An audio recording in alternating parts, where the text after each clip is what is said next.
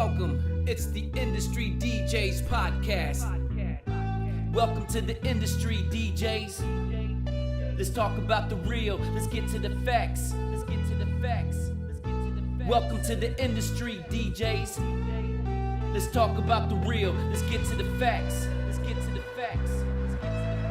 Come on in, grab some headphones, relax, grab a seat. Let's talk about beats, the word in the streets, how you hustle, struggle to make ends meet, so you could cop them tools that made you elite at your craft. Lead, walk us down that path. Teach us how to math, how to get that bag for the record. Oh wait, everything is digital. Techniques are pivotal, the game is getting critical. Oh my God, and we ain't talking biblical, political, but how the scene is getting cynical. It's typical for phenoms to act some way. The reciprocal is people who cast that hate. Let us debate for the people who are now tuned in through a camera's lens. You are now zoomed in on the podcast, taking over the grid with Val, Do It Like This, and DJ T-Kid. Welcome to the Industry DJs. Welcome everyone. Happy Monday. Happy Monday, DJ V. Welcome to another episode here of the Industry DJs podcast.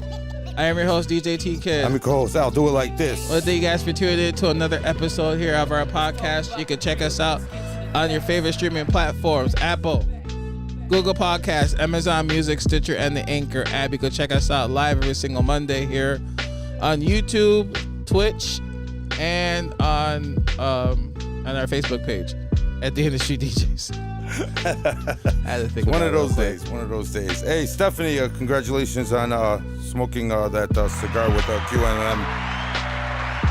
Fucking first, she's all proud. She's like a proud mom and shit. Look, I got fucking smoke. It's like a fucking stoner. Right. First time you ever let your friend smoke weed, it's like, yeah, I got him. Right. And shout out to Jay Funk. Happy birthday, Jay. And also DJ Myra, happy birthday, yeah, DJ Myra, happy birthday. Right. So, ladies and gentlemen, we have a special guest in the building today. It's been a long time coming. Yes, for sure. Long time coming. Like a year and a half. Let's welcome DJ Tecknique in the building, ladies and gentlemen. What's up, Tech? What's going on, brother? Thank you, dude. For having me. Guy's a monster over here. So we'll get to Tecknique in a minute. How was your weekend, T-Kid? My weekend was good. Sounds skeptical. I mean, I didn't really do anything special. So where was I last week? Let's see. I was originally off on Friday. Really? Yes, I was. But I got shout out to DJ Nez. He was like, "Hey, you want to DJ at Hacienda for a couple of hours?" I'm like, "Sure, why not?" So I was at Hacienda Suarez after the Cubs game. So I was there from like 6 to 8. I just went home afterwards. So I had an early Friday night, and then Saturday I was at Artadale House. Nice. In Arlington Heights. Place is jam packed. I saw the video. Yeah. Saw that video. It was a nice weekend too. So. Yeah, it was very nice. And then on top of that, it was a little bit of a shit show because not only was the Crosstown Classic this past weekend. Oh shit, that's right. Yes, it was. And then you also had Beyonce in town Thursday. Yeah, no shit. Thank you for reminding me. Thursday, Saturday, and Sunday. So she was there, and then on top of that, all of us experienced that dust storm. I did it Friday night. I did it. And then it rained. I did it. It rained the day before Thursday. So yeah, it was an interesting week. I don't know. My wife looked like she went off-roading when she came back from work. I was like, where the fuck were you, in a dirt trail? Yeah, and then I went to go wash my car on Saturday. I sat in the car wash for like 30 minutes. Yeah. It was that busy? Yeah, it was. Dude, everyone was trying to wash their damn car. What the hell is covered in dust? It was all farm dust, right? From what they said. It was like, seriously, it was all farm dust. It came from I have no clue, but all I know was just nothing but dust on my car. So, yeah. The Drummond brothers, what up, Danny? What's going on, brother? What up? Mr. Cabron, what up, bro? What's going on, bro? What up, Carbone? As a matter of fact, it's funny story, and I'll get to that in a minute. I tried calling fucking Cabron, but unfortunately his old ass was sleeping. But leave that man alone. He's fucking old peg leg. Fuck him, man. You got to get his ass out, man. But definitely, yeah, dude. That DJ V is hilarious. He said Sad Store was literally playing. Right. Oh yeah, that's right. Yeah, I heard it was pretty bad in the city, man. I mean, I had one of my buddies on a motorcycle. Weren't you in? No, I wasn't. I was at home. Okay. During the day, I was at home, and I saw it on the news, and I'm like, what the fuck is that?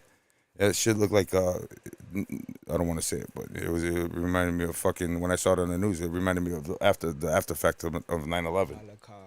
Yeah, no, like that's how dusty it was in the city. I was like, holy shit. My buddy was out there on his motorcycle with no helmet. He said he had to stop. He said, dude, it was so bad, bro. I mean, I got sand in my glasses. I got sand in my face. Yeah, and then my dumbass, because I was at Hacienda, my dumbass left my sunroof cracked open on Friday. Oh, shit. So a little bit of the dust got in my car. So I definitely had to get it cleaned and cleaned inside and out. Thanks a lot, Dust Storm. So yeah, I bet you that aerosol can, that dust off, they made a killing this weekend. right. They made a killing this weekend. Right. My weekend, man, I was at Adobe on Wednesday, which was pretty decent, club karaoke. Friday, shouts out to Players Pub and Grill. I was over there. And shouts out to Neurotic and his wife. They stopped by, say hi. Shouts out to, man, a lot of people showed up on Friday, man, to say hi, and a lot of beautiful old faces and shit. Saturday I had a daytime, and then after that I endured. Actually, in the morning I had to help a buddy set up, do an equipment setup for a prom, and then I came home, got ready, and then I had to do a prom for Jay Funk. Shout out to Jay again, happy birthday. I had to do a prom for him down at 500 North Michigan, which took me, GPS said it was an hour and 30 minutes. It took me 3.5 hours to get downtown on Saturday. Again, due to the Beyonce concert. I didn't know Beyonce was in town, and all I seen was everybody with cowboy hats. Everybody with cowboy hats, and even the dudes had pink cowboy hats and fucking like cut off shorts. I'm like, what the hell's going on here? I was like, dude, what the hell? And I didn't know that she was here. The Beehive, man, the Beehive. Yeah, well, dude, first of all, we're not even going to talk about that, because that concert should have never happened. Why? Because she's not a country singer, bro. Anyway. She's not a country singer. That was bullshit. Okay. I don't give a fuck. All that right. song sucks. That All whole right. album sucks. I'm sorry. It was a decent album. No, it wasn't. It was horrible. She's not a give it country a- singer. She should have never fucking won give that it an award. eight. I'll give But it an am I eight right or wrong? Am I right or wrong? I'll give it an eight. That's like out of Sam 10. Smith or fucking Garth Brooks fucking winning best R&B album. Right? Am I right or wrong? That's bullshit, and we'll talk about that later. Right. Get the fuck out of here, bro. I'll give it an 8 out of 10. That's like, okay, 8 out of 10. Okay, whatever. That was just unnecessary traffic. So you're doing a prom. So on I Saturday. did a prom on Saturday, and then come to find out, well, it was downtown. It was 500. It was at the Intercontinental Hotel downtown on 500 Michigan, and it was crazy, because I guess there was a protest too, Palestine protest downtown. The state troopers had Trump Towers completely blocked off all the way from the bridge all the way back. They had both streets blocked off. You couldn't get in or out of that area. That was Friday? That was Saturday. That was Saturday. Let's put it a little bit closer. Sorry. So and then on top of that, I guess the big sailboats were actually coming through the river to go into the lake, and they had the bridges up. So literally for a block and a half, it was 45 minutes to wait for all that traffic. And I'm sitting here I'm literally right around the corner from the place. The piss just drove me crazy. I get upstairs. I set up. Everything was cool. Everybody was late. But I had the chance to set up. I got upstairs, and Lord and behold, I look in the corner of my eye as I'm walking out to talk to one of the lady who's in charge, and I saw fucking Sarah Cabron. I saw fucking Carbon's sister there. She's a teacher. And I was like, no shit. What up, Sarah? What's going on, man? So she was like, I was like, what are you doing here, bro? She said, I work here. So it was crazy. It was weird. I called Cabron afterwards. I was like, I just saw your sister. But I saw Sarah over there. Shouts out to her. Shouts out to the kids. The kids were really cool. Complete. After I said I wasn't gonna play fucking any of that super Mexican music, I had to at this. 99% of the. I mean, there was, no offense, but there was probably like 4 or 5 black kids, and the rest were all Latinos. And even the lady who's in charge, she was like, "You're gonna be asked for a lot of like Mexican stuff." And she goes, the majority of the kids have only been here for less than 6 months, so they're still learning the concept of America, the whole 9 yards. And she goes, yeah, that's. And I said, okay, cool, we'll figure it out. So I played Chief Keef. and then I played after that I played Drake, Coochie. whatever that fucking What? Make Your Coochie Breathe and shit. What's the name of that? Rich Baby Yeah, Daddy. Rich Baby Daddy. I played that. And the that's girls, sick ass track. they must have learned English really quick because they sang every song, every line, every line with no fucking. I was like, oh my God. It was just crazy. And then Sunday, it was cool. And then I fucked up my foot too. I think I tore a tendon in my foot, so my foot's fucked up right now. But thank God for medication. And then Saturday I was over at JD Sports downtown, and that was pretty cool. And I didn't know that the Beyonce concert went for 2 days.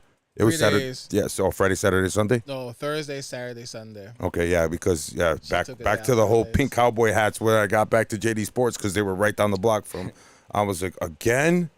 And I saw ladies walking past, and I'm like, the Beyonce concert, or you guys just celebrating it for Sunday? It was hell because because not only Beyonce was there on Sunday, they also had the half marathon over Yes, Grand that's Park. right. So that was hell, and they didn't, and they were still cleaning up right up until the concert was starting over by Grand Park. Yeah. So Christ. LSD was gridlock. Oh yeah, I know. I was on LSD. I know. Trust me, because actually the camera guy, the photo booth guy, who's actually one of Jay's guys too, he said he couldn't even get close to where we were at, so he had to park in Grant Park and walk down to Michigan Avenue from there with the photo booth and everything. And I think he's some big white boy, bro. I wouldn't fuck with him. He's a pretty big white boy. So I thank God for that, bro. But he was like, I had to walk here. He was like 20 minutes late. You know, he was supposed to be there at 5. He got there at like 6:20. Really? Yeah. So, but she was very understanding. The lady was very. She knew. She was like, traffic is a bitch. You can't get here. Half the roads are closed down. I was just like, fuck this, man. I was gonna call Jay and be like, hey, bro, there's an added charge for this shit. It's called headache charge. Fuck, man. It was crazy. Speaking of headache, real quick. So, what was this? Saturday, I got hit up for a gear rental. Yeah. You created some havoc with that. How? I don't know. I was reading some of the comments. So you like fluffing feathers. So real quick, because you like to tell long stories. So real quick. What? What's the fucking long story? So real quick, a promoter hit me up. Who that? What a who that? Sorry. What's up, DJ? Who that? A promoter hit me up, saying that they needed to rent 3,000s in the A9 for an event over in Lombard, on Saturday. I told him my price, $750. That includes the gear, booking at the last minute, and for me dropping it off and picking it up. He wanted to do $600. I was like, no, $750. That's my price. That's on a hookup too. That's a good price because you go to Guitar Center and it's probably more than that, and you have to go and pick the shit up and drop it off. Correct. So that's like $750, but he was firm on the $600, and I was firm on the $750. So then, we didn't get any further in that. I don't know if he pulled up. I'm sure that he pulled off the event. I don't know what equipment he used there, probably a controller or something like that, or they found someone else. But the fact that your lawyer's in the chat right now. Shut up.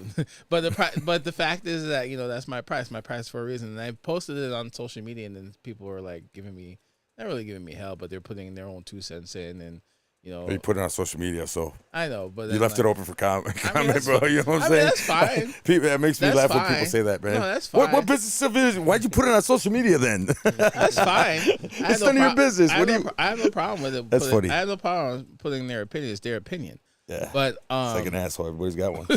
But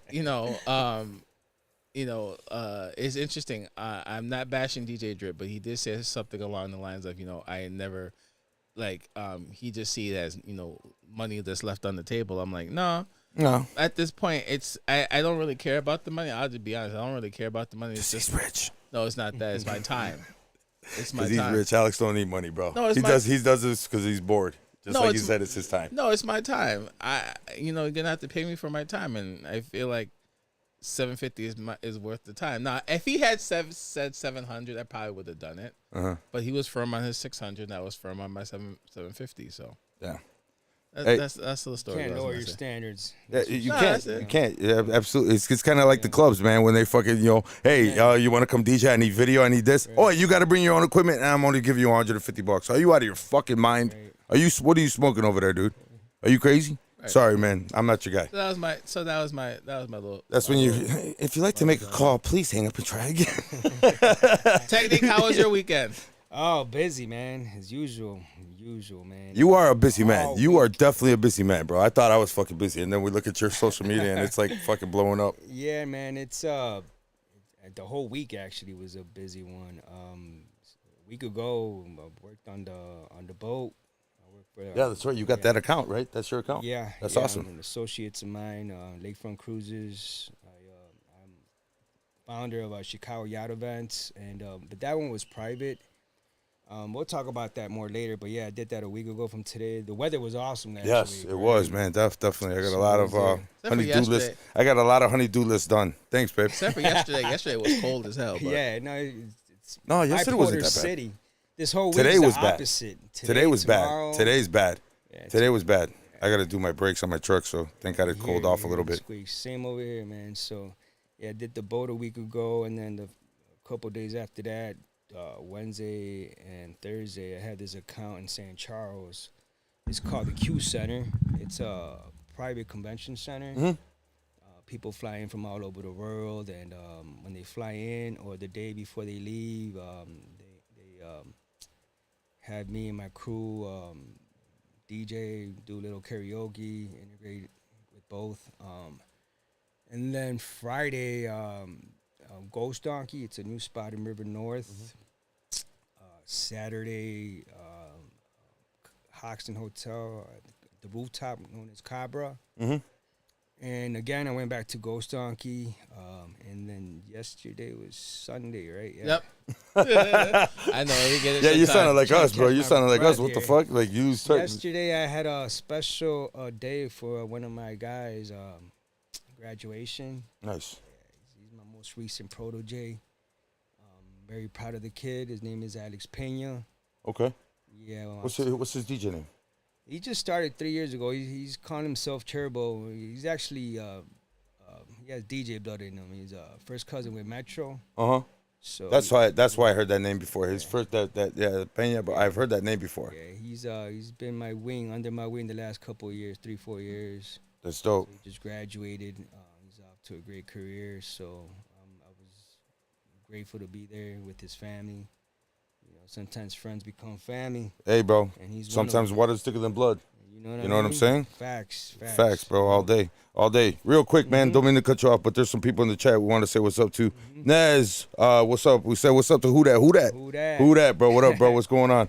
Cool Carlos, my man. Cool Carlos in the building. What up, bro? All the way from Miami, Florida. Hey. What up, Stephanie? What's up, Steph? Yeah, again, congratulations on your fucking first stogie with Q&M.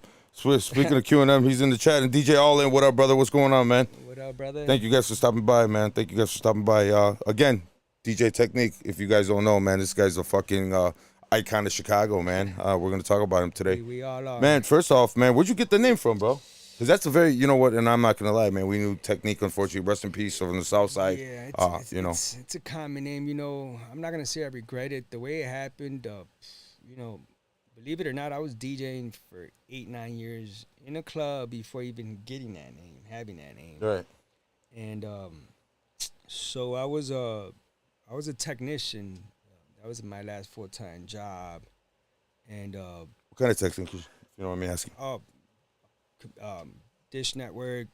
Oh, okay. Communications. Gotcha. Yeah. So troubleshooting was my last 9 to 5, and I ended up getting a residency years later at Soundbar, and then the general manager's like, "Yo, so what's your name?" And I'm just like, he's like, "Man, you gotta use something now." Yeah. And guys were calling me Tech at some point, so, Mhm.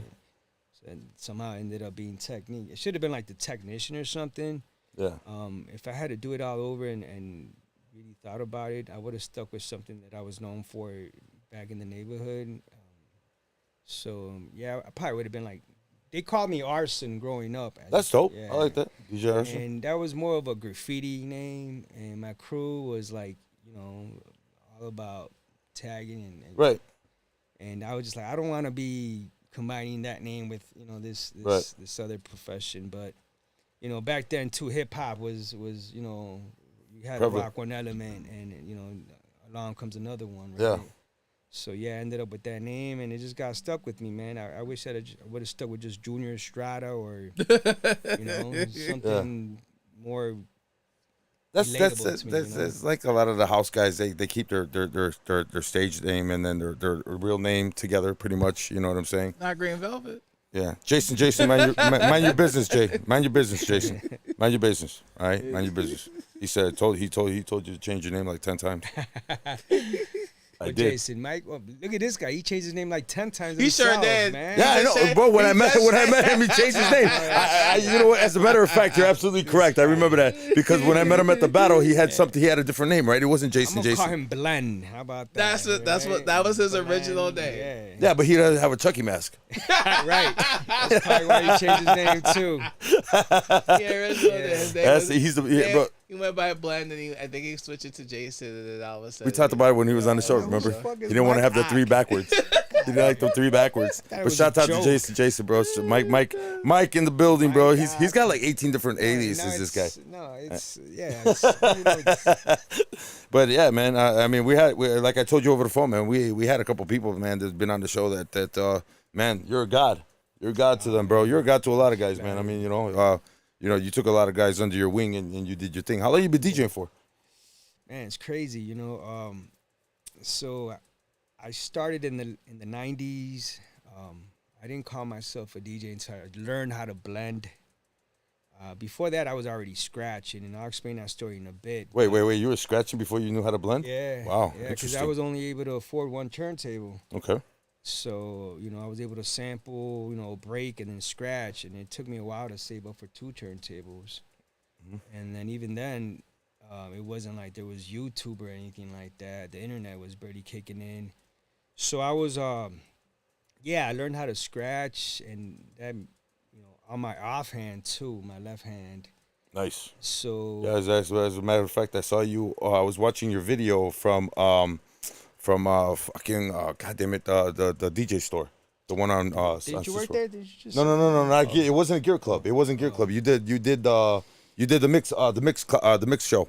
The mix show. That we're doing over at USC Radio. No. The mix station. Sorry, mix station. Oh yeah, over there on Cicero. Yeah, Cicero. Sorry. Yes.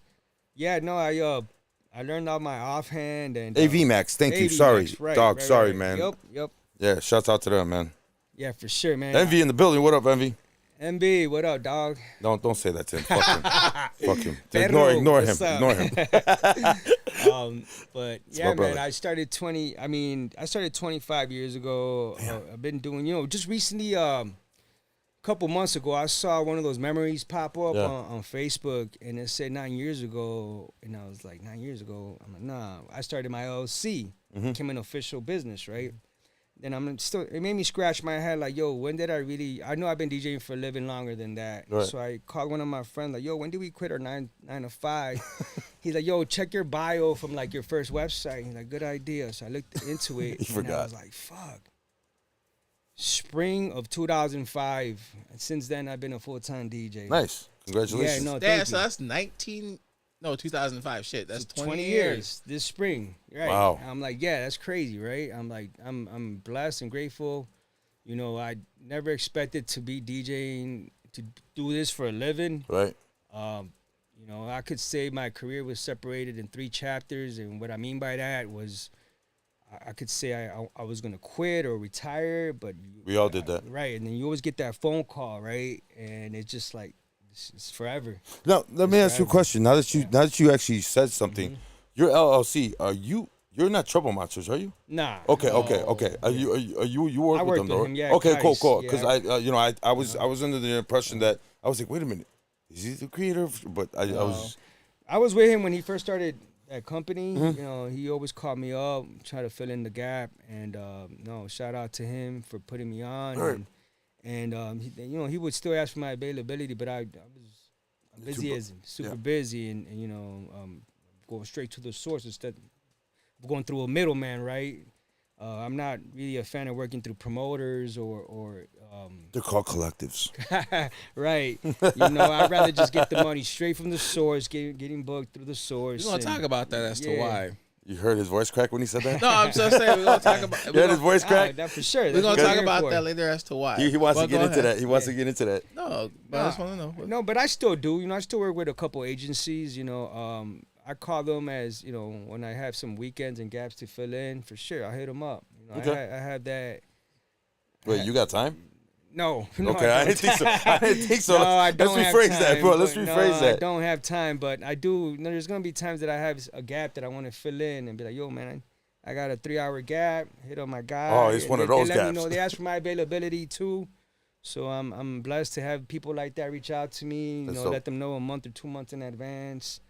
I'm booked sometimes a year in advance. Yeah. So That's always a good thing. Yeah, for sure, man. For sure, man. Foremost, nowadays you want to focus more on these private events because that's where the money's at. Right? Wow. Right? Wow. Shut up, Al. Wow. No. I'm not looking at you because of that. I don't know. It's like a 50-50 split between a lot of the DJs we talk to don't want to do it, and a lot of guys. Well, sorry. Yeah. Now I know where you're going with that. Sorry. There's a system, right? There's a system we all learn. You know, I used to hate doing weddings when they first came out, and I don't advertise myself as a wedding DJ. But majority of the DJs that are, if you're a DJ, you're a wedding DJ. You've done the wedding or two, you know, regardless. I don't care who you are. But you're not a full-time wedding DJ. But you've done it, so you can't You've talk done shit. it. I've done hundreds of weddings. Yeah, thousands. but you're not doing a wedding DJ every week. You're not a Don Carlo. You're not doing. I'm just saying. Shots fired, Don. Shots fired. DC. Shots fired. Shots fired. No, I'm saying that you're not doing a wedding or in a private event every single weekend. So that's what he meant. Right. What up, Party Rock? So that's what he meant. So yeah, I'm leaning more towards it, and then I am gonna advertise myself as a wedding DJ real soon. You know, I'm at the age of my life. And I knew he was gonna pull that shit. Yeah. I'm at the age of my life. I'm at the age of my life. I don't want to hear that shit, Once dog. you have a team that helps you get shit together as far as setting up, breaking down, it makes it easier because it's a long day, man. It's a 12-hour. It sure is. It's a 12-hour shift, bro. You hear what happened to me on Saturday? You hear what happened to me on Saturday, right? Yeah, which is why I'm okay. sometimes on the fence about doing private events as a full-time thing. Yeah, I talk about it a lot, but all the other DJs would say the same thing. Like, Don't choke. Shut up. All the other DJs would say the same thing. You know, you're there all day for a private event, and Yeah, but the money's great, dude. True. Who else can make up to $3,500 in less than one day? I know. Unless you're a drug dealer or a prostitute. You're right. Or a lawyer. But but the thing is, it's so time consuming, and sometimes you may have a small crew. Sometimes you may doing the whole thing by yourself. It all depends. Okay, so it all depends on the event. It's a backbreaker, man. It is. Versus the club. Ow. You walk in with your backpack, sometimes a controller, plug in, play, DJ, wait to get paid, walk out, you go home. By the time, for an example, for like a wedding, if a wedding ends at like midnight, and and you're DJing at the club till by let's say 2:00, bars close at 2:00. You're probably in your bed by 2:15, depending on where you live. Versus the private event, you're still packed. You're still putting shit in your car to go home. Bullshit. Bro, what kind of fucking this must be one of the fucking Pakistani weddings. Stupid. It all depends.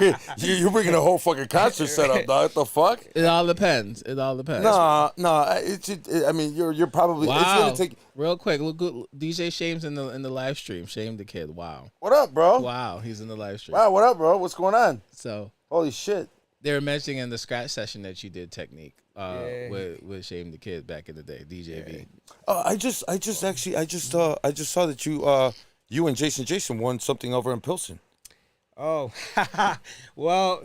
You guys battled each other? Yeah. Wow, that's like fucking Daniel-san and fucking Mr. Miyagi. What the fuck? What is that about, dude? I wasn't even trying to be in that battle, though, man. That's a funny story, and I asked him too. No, actually, I saw him practicing the routine here and there. Who, Jason? Yeah. He's always practicing. Yeah, and we were sharing a studio together for a good 5-6 years. So that's where that fucking bond came from. Okay, got it. Fort Knox, yeah. And then Fort Knox. And he asked me, he's like, yo, man, could you even come with me? I'm a little nervous. I'm like, yeah, sure. Get the fuck out of here. Him? Yeah. Shut up, bro. Stop lying. I told him, you got this, right? And we practice very often. I spent so much time with Jason, days, hours, years with that kid. I could tell you how I met him, right?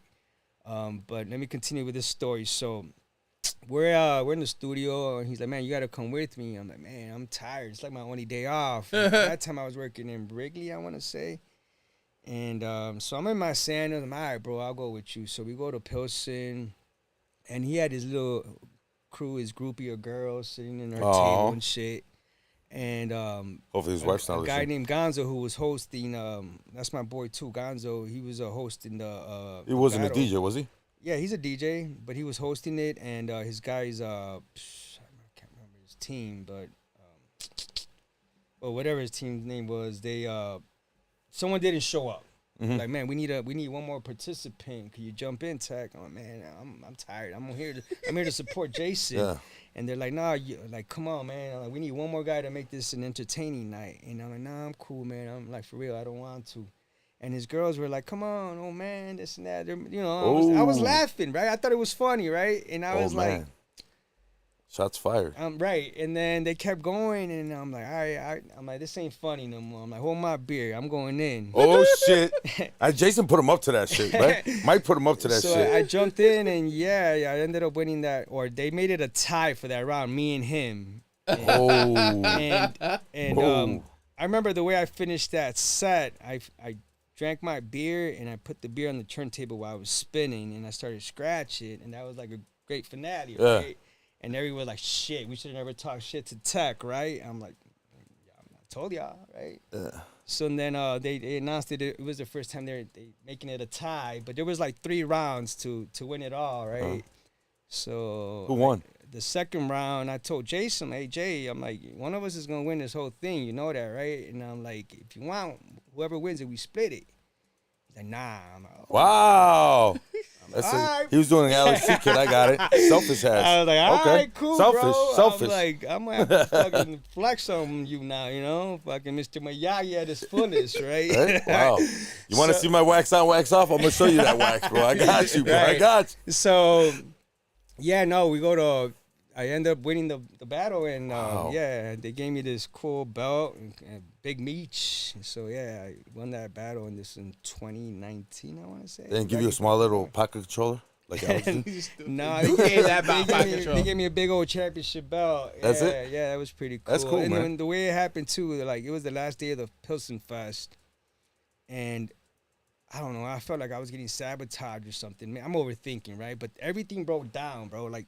Speakers, everything, like something went off, right? The amps, the generators weren't working. That's what happened, okay? So then the crowd just faded away, and I'm like, man, it's my turn to perform and shit. And I told dude, like, yo, like, it's all good. And he's like, nah, we're going to figure it out. And then they fixed it, like, 30, 45 minutes after the festival was pretty much done. Yeah. And but who am I going to play for? He's like, man, just rock it out, bro. Like, you got 5 minutes, and we're going to extend it to, like, 10 minutes. All right, cool. Your 10-minute set? It was like it ended up being a 10-minute set, basically. Wow. Yeah. But that was after I won already, just to get introduced as the champion. And, it was a cool feeling, no doubt. Oh, so you did it at the Pilsen Fest? Yes. Oh, shit. I thought it was like a little bar Well, thing. it started, the first rounds were at I can't remember the name of the bar, but it was a small bar in Pilsen. Wow. The first 2 rounds, yeah. That's dope, And dude. the last one was in the festival. Wow, that's real dope. It was a cool moment for sure. Wow. That's fucking dope. So what was your first club you ever worked at? Oh, shit. My career started in Lincoln Park. Park. Yeah, DePaul University. The way that came around was also winning a battle, ironically. You know, I wasn't even trying to join that battle either. Again, shit. just and come I wasn't even a following battle DJ. You know what? At that time, I didn't have enough equipment, enough records. I was working at a motorcycle shop, shipping and receiving. Mm-hmm. And the guy comes up to What, me. Midwest? No, it was called Chicago Cycle Center. Oh, okay. Yeah. Over on 2, yeah. Yeah. Okay, and got the you. guy who got me that job was another close friend of mine in high school. His brother had a crazy collection of records. And he knew that I didn't have enough equipment. I didn't have enough records. He's like, bro, just, here's some records, practice, figure it out. And I couldn't beat match hip hop for shit. And that was my favorite genre. Yeah. And then It wasn't easy. No, it wasn't. easy. The BPM ranges from 80 to 110 for Right, the most part. right. And the records didn't show what the BPM was. So you had to have an ear. And this was all vinyl too. Yeah. Bro, Yeah. right? Even when I started DJing, I didn't start with CDJs. When vinyl was dying out, it was being extinct. Yeah. But I wanted to learn the real way, you know what I mean? It was just like Clap. Hit that shit. Hit that I shit. wanted to learn the way it was meant to be. When CDJs came around, I was like, nah, you know, I'm not interested in that. I want to do it the real way. Hold on. Don't get offended. What? I'm sorry, TK. Am I saying so much? No, Okay. I'm still no. He started off that digital, man, so Okay. he might take offense to it. There's For what nothing wrong with reason? turntables. For what reason? Nothing What's wrong up, with it. Trey Jimenez in the building? What Kid up, Trey, bro? what's going Trey? on? And, What up, real Juan? What quick, up, bro? What's going on? Juan and Mickey's. Juan 2. Yeah. What up? Mickey's definitely. Simone's. Yeah, he's right. That's I was when we about had to the say. DJ battle, right? Okay. Simone's. I'm looking at the Simpson. captions now. Oh, it's right. Impulse? Okay. I could have sworn it was on the notes. Simone's. In the I thought I could have sworn Simone was in the burps. we talked about this out. You always need to go out more often. Okay. Well, I'm busy. I'm sorry. I don't get that Right, chance. we don't get to. I don't get that chance to go and tour clubs like you do, sir. Right. And you're single too. Rat. He's got cats, so. I have no cap. Stop it. And he's Dominican. Right. So your first club. So it was a couple small clubs along Lincoln Park, right? It was a small spot called Lucille's, and then I remember Bordeaux's. Lucille's. I never heard of Bordeaux's. Yeah, the way that happened right there is pretty cool because, again, Back in Chicago Cycle Center, I lost my train of thought. So Chicago Cycle Center was hosting a battle at Lucille's in Lincoln Park. I didn't know anything about that. Yeah, and this was like early 2000s. That's when I was working for Schaumburg Honda Suzuki at that time. I was in the motorcycle business. Okay, so this was like, I don't think even MySpace was around. Who knows? Yeah. Right? So to get that word right, there was posters and flyers laying around places, right? Mm-hmm. So a guy comes up to the back of my department and he says, "Hey, Junior, you got some records?" I'm like, "Not enough." And then another guy comes up, he's like, "Yo, I got him. He's in the battle." I'm like, "What?" I'm like, "All right, cool." So I entered the battle. I ended up winning it. There was a lot of guys from DePaul, from different states, and I ended up winning it. So this was a Wednesday night. And then that just started my career right there. That's awesome. Yeah, and then I had other DJs pull up there as guest DJs. And I remember at night, my boy Joel Trilogy. He's like, let's go next door. I want to introduce you to somebody. And I go next door, and I'm like, holy shit, this spot is dope. Fucking beautiful people, beautiful bartenders and shit. Yeah. And I met Who Dat right there. He introduced me to Who Dat. Oh, shit. Yeah, this was early 2000s, yeah. And then I saw Who Dat, man. This motherfucker scratch, dope as shit, right? And he'll come visit me. I'll go visit him, back and forth. And then at that time, the owner, his name was Paulie.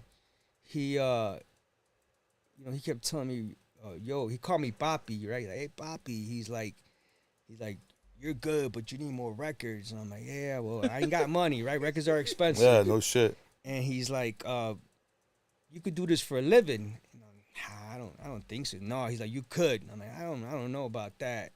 He wasn't lying, bro. A couple months go by, and I remember a table in the corner of the club. Some professionals, guys in suits and shit, right? And they're like staring at me. And it was a slow night. And I'm like, man, they're making me feel uncomfortable. Yeah, bro. So a dude comes up to me and he's like, hey, you want to come work for us? And I'm like, oh, it was all right there. Right, he's like, I'm like, where? He's like, next door. And I'm like, oh, nah, I'm not going to do that. Knowing that that's competition to where I was at. And he's like, I'm going to go talk to the owner right now. And I'm like, all right. Fucking owner was So sitting he next takes to the him. owner to the back of the stage, and it's like the kitchen area behind her that's set up. And they're having a long conversation. The party comes out to the stage. Like, hey, remember I told you a couple months ago that you were going to go work somewhere else? Like, yeah. He's like, well, you're going to go now. I'm like, hey, Paulie, I'm not leaving you. He's like, yeah, but they're paying you 3 times the amount I'm paying you. Oh, shit. Right. And I'm like, say less, right? He's like, but you're still, I didn't tell him like that. He's like, you're still going to work for me on Wednesdays, and now you're going to work for me on Saturdays, but you're going to go work for them on Fridays. I'm like, okay, cool. So that's Wednesday, Friday, and Saturday. And then along that era, another guy comes up. I can't remember his name. Ryan. Okay, Ryan comes up to me. And he was a resident at a place called Catacomb. Oh, shit. Yeah, and Catacomb was hot back then. Wow, I haven't heard that yeah, place in a minute. So Catacomb, he put me on Catacomb. This was for after hours on Thursdays and Saturdays. Yeah, the basement. Exactly. With the glass, man, the fucking rock walls. Yeah, dude, that shit was, that made me claustrophobic in that place. I'm sorry. It was cool, no, it's but cool, yeah. It was cool. No, I get it, man. I was there for, a couple years. So that, I was up and down Lincoln Park from like 2001 till about 2008. Oh wow. Right. You know, in 2004, 5, another episode happened where one of the bar owners from where Who Dat was working at, this guy was a prick, bro. You know, there's not too many people I talk shit about, but he's definitely an asshole. And I'm not gonna say his name, but people. You want to say in the club? industry- No, You know, I'll tell you the name of the club was called Bordeaux's. Bordeaux. Yeah. Oh yeah, yeah. Who that was there for a while? Yeah. So I that's where I remember. met Who Dat, and the owner was like, he was just a prick, bro. And he did something bogus where he made me look like I broke in and stole the liquor and shit. Wow. So yeah, real talk. And it was me and my best friend was helping me DJ almost every night. His name was Jonathan. You know him daily. Jonathan. Yeah, daily. Yeah. Yeah, I work with Daily. So he's a huge part. I'll talk about him too, but he's a huge part of my career, bro. That's cool, If it okay. wasn't for him, I wouldn't be a DJ. He let me borrow records a lot. So Right. he let me borrow turntables when I didn't have none. Nice. You know, he lived next door to me, and you know, we were on and off for decades. Anyways, he was saying that me and him broke into the club and stole all the booze. And I'm like, nah, man. So the crazy thing about that too is that he also put me on this other nightclub in downtown, but in the Gold Coast area. A lot of celebrities were there, so I was starstruck DJing at this place called Bella's Lounge. Okay. And I mean, I DJed for Michael Jordan there, Pippen, Urlacher, a lot of athletes, movie stars from Chicago too. So that was definitely a great spot for me to be at such a young age. And then again, that guy who set me up saying I stole booze is like made a bad look for me in the industry. Yeah. And I thought my career was over. I'm never gonna DJ in Chicago again. Right. It's 2005. Psych. So because of that incident, I ended up losing 3 spots. I still had Catacomb, Yeah. and this was Saturday nights after hours, and I would DJ there whenever I wanted to, once in a great while. And Jonathan was telling me, "Yo, man, there's a guy looking for you, a bar back from Bordeaux's." I'm like, "What's he want?" He's like, "He wants you to go work for him somewhere else." I'm like, "Man, what the fuck is a bar back gonna do for me?" Never judge a book by a cover, Yep. they say, right? Yeah. They become owners, bro. So he wasn't an owner, but he did have a lot of pull. Yeah. And he kept looking for me every weekend. He's like, John's like, "Yo, this guy really wants your number." I'm like, "Nah, don't give it to him." And one day that he finally finds me, he's like, "Bro," he's like, "I need your number." And like, "I know you're the guy we need at the spot. They've been trying DJs left and right. And you're the guy." And I'm like, I don't know. At that time, I was working for Dish Network, a cable company, fixing people's TVs, installing satellite dishes and shit. And he definitely convinced me to come work on a Thursday night at a place called Mickey's, as I see a guy posted up Yeah. there. Who that? Who that posted it? And he called me on a Wednesday saying if I could come in on Thursday and DJ so I could show the general manager what I got. And I was like, "How much?" He's like, $150. Like, "Nah, I'm good." I'm talking like, I went crazy. I said 500, right? Yeah. And he's like, he met me halfway, like around $300. All right, you know, I needed some money too. Fuck it. And then I'm off Thursday through Saturday. I was working Sunday through Wednesday. So I'm like, perfect. I'll go there Thursday, right? I go there. I show up. There's only 2 people at the bar, bro. Only 2 people. And I'm like, the fuck? I'm like, "You want me to DJ for 2 people?" He's like, "He just wants to see what you got." So I played with no enthusiasm at all, Yeah. man. You need that crowd. You need that. Fuck You need is that right. jump, right? So whatever, I leave. A week goes by, it's Wednesday. I get a phone call while I'm at work, Fernando, and he's like, "Hey, what are you doing tomorrow?" And I'm like, "I'm good, bro." And no, come back. I'm like, "For what? For 2 people?" Yeah. Then now come back. I'm like, "Tell your guy $500. And he's like, "Nah, man." He's like, "You said it was only 2 people." So again, he met me halfway, 300, 350, something like that. I show up. And there's about 10, 12 girls. I'm like, I could work with this, right? So these girls had such a great time. It was like Coyote Ugly style. They're on top of the bar. And you're talking. This was in Lincoln Park. This was Lincoln Park, Yeah, the then, Mickey's yeah. bar patio. So Oh they're yeah. pouring- Okay. Right. they're Right. pouring champagne about to say, you and know all what kinds of it is? shit. It was a great time, Yeah. right? And then again, the 3rd week goes by, and they call me on a Wednesday again. "Hey, what are you doing tomorrow?" And I'm like, "Tell your boss $500. And he's like, "Just come on, man." So I guess we ended up at 350, 400, something like that. I show up. There's a line around the block, bro. Nice. I swear to God, there was a line around the block. Those girls, they were in a frat, seniority, should I say. They spread the word out. Yeah. A couple of them ended up being bartenders. And that was a new... The new hotspot. hell yeah, it was a hot spot for a long time. And then you're right by the Paul. You ever, Right. you ever thought of writing a book, bro? I've been told many times. Yeah. Right now, just talking about the couple. I'm like, damn, bro. Yeah, Feels like I'm reading a book right now. This is dope.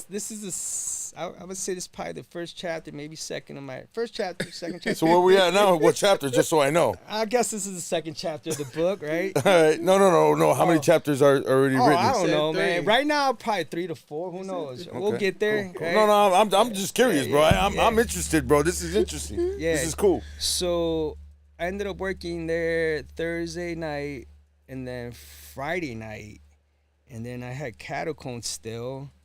And then they introduced me. I meet the general manager at Soundbar. So then I was becoming more of a guest DJ at Soundbar. And then Basement, right? yeah.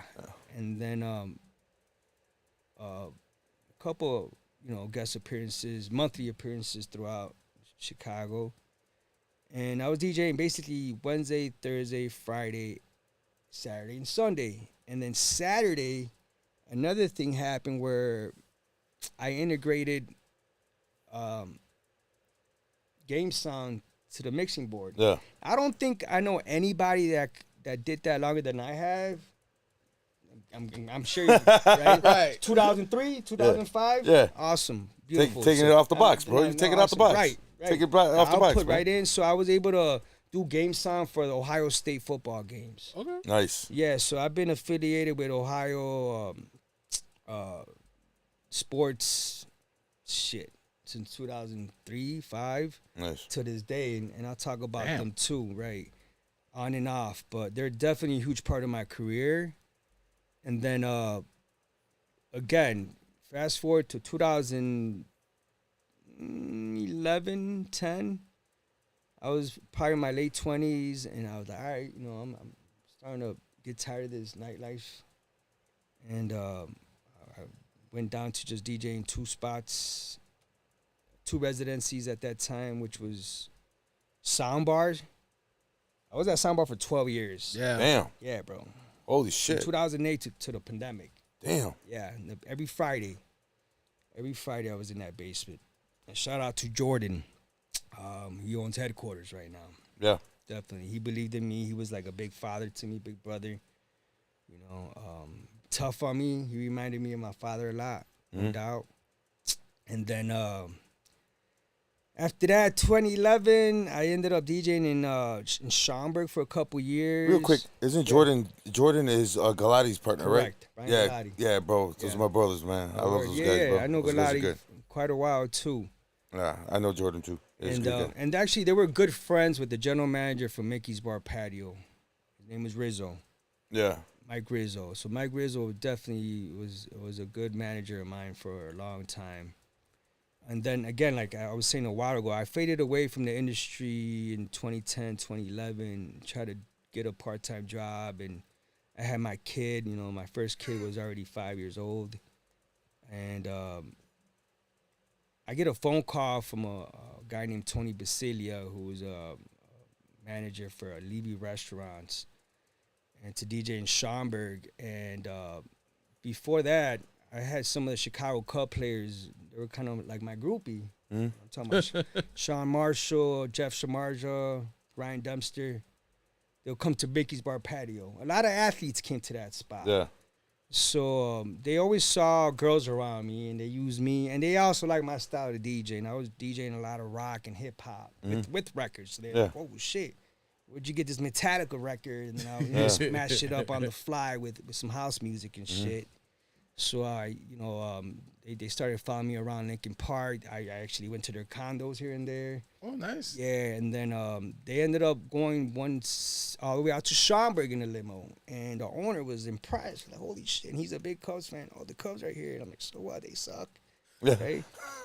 Wow. Yeah, Wow. real Wow. talk. They suck. No, they don't, man. We're They're Cubs fans Nah, here. they're fucking dope right now, right? But Now they're dope. sucked Now a they're dope. long Now you're on the time. bandwagon. Okay, I Nah, get man, it. I I'm get a it. North Sider, bro. All right, and, all you right. know, come on, man. I grew up in Wrigleyville. I know I that. bleed That's blue, what I'm homie. saying. So I bleed blue. I'm hardcore Cubs. I love all sports, right? My favorite sport, basketball, but we'll talk about that later, Oh, too. stop it, man. Come on, man. We were Stop raised it. watching Michael Jordan, bro. Come on, Watching yeah, Jordan's like... yeah, but what's it now? It's not. It'll never be the same. Nah, It'll never. no. It's like Don't say football. never, but it will never there'll be never the same. be another it will Michael never, Jordan, that's for never, sure. There will never. never Well, be another LeBron Michael thinks he Jordan. is. Nah, he'll never that. Nah, hell no. He's never that. Yeah. Hey, real quick, AJ Modi, Barb Wire in the building. Barb, that's your new nickname from us, Barb Wire. Good guys wear black, he say. Yeah, right? Yo, fly Fucking back. AJ Modi. What's going on, Flybacks? Jose, what up, bro? What's going on, man? There's a lot of people. Sam R, man. Sam R, bro. That's another big motherfucker blowing up. I didn't mean big like that, but he's big. Armando, what up, bro? What's going on? Dave D in the building. Dave B. Sorry, Dave D. Dave B, bro. Steady. Yeah. Shame. And Jason says, Jason says the basement was fun. That's where he met many a horse. That's soundbar. That's just fucking hilarious. Yeah, man. Yeah, that place was jumping. The basement, dude. Oh, man. The basement was more jumping than the was. first on floor it Friday was. nights, sure was, It still man. is till this day. Yeah, Yeah. Alex had the opportunity to I spin was there. there earlier You this know, year. it's crazy that somewhere in the middle of that era, my father built the DJ booth, rebuilt the DJ booth. No shit. Yeah, and the upstairs. You guys were building booths. You were selling booths for a little while. No, actually, that was Boy Genius' Oh, father. yeah, that's right. That's right. Yeah, Boy J his was doing that, father. I'm sorry. I met his family, and I actually still have some of their booths in my house right now. Oh, shit. Yeah. Wow. Yeah, so no, my father was more of a welder, so he and Boy Genius' father was Carpenter. correct. Yeah. Right. Yeah, they were So- beautiful booths, man. Oh, super, bro. So yeah, man.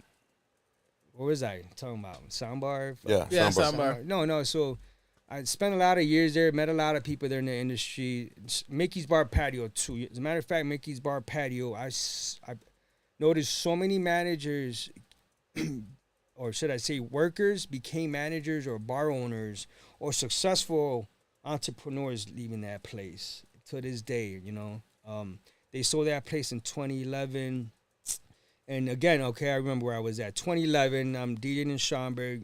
Cubs show up, and the owner was impressed. And then my boy was a general manager, and he's like, "Hey, man, like we got something for you." And I'm like, "Cool." I'm like, "When?" He's like, "Maybe a year or two." I'm like, "All right."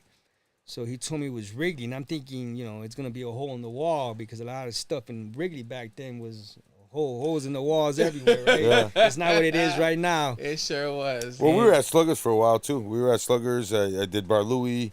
We Okay. did Cubby Bear. Okay. We were there for a while. So, I mean, those weren't the hole in the wall, but I I know mean, what you you're know what I saying. mean? Like they were I know, more yeah. that old feel, right? The wild hair, shit like that. Yeah, you had like, what was it? I forgot.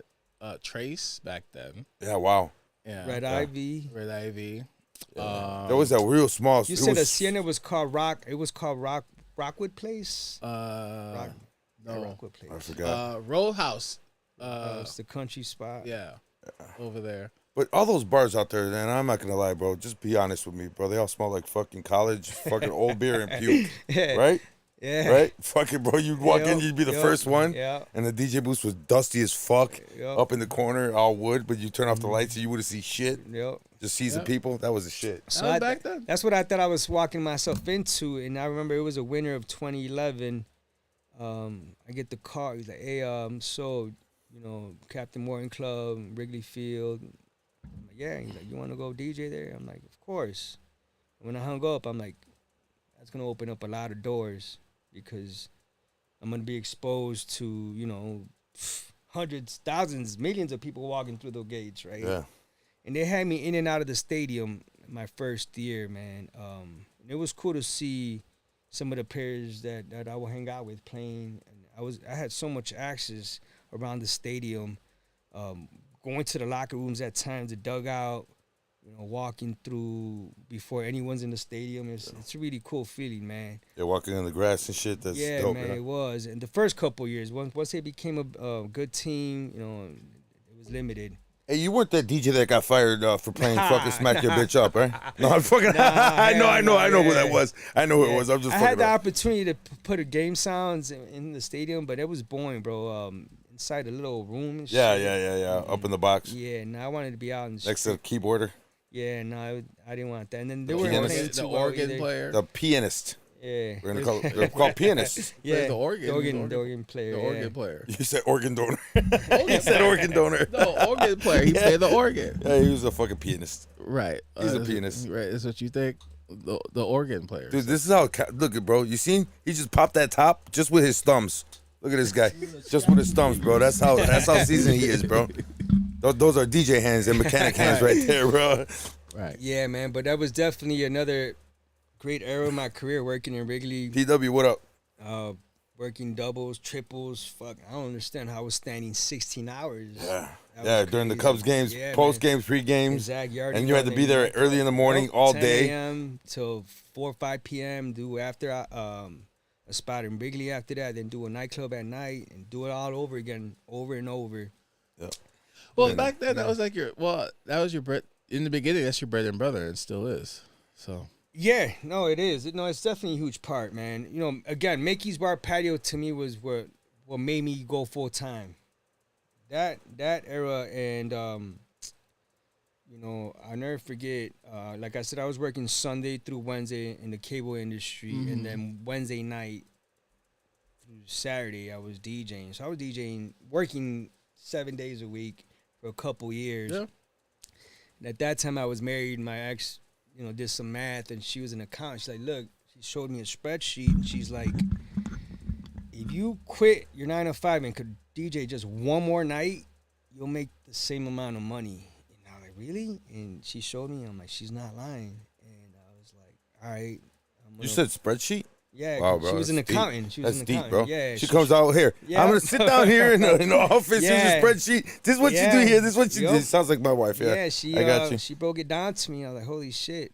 All right, so I'm gonna quit my 9 to 5 and focus on DJing full time, and that's what happened, and never looked back.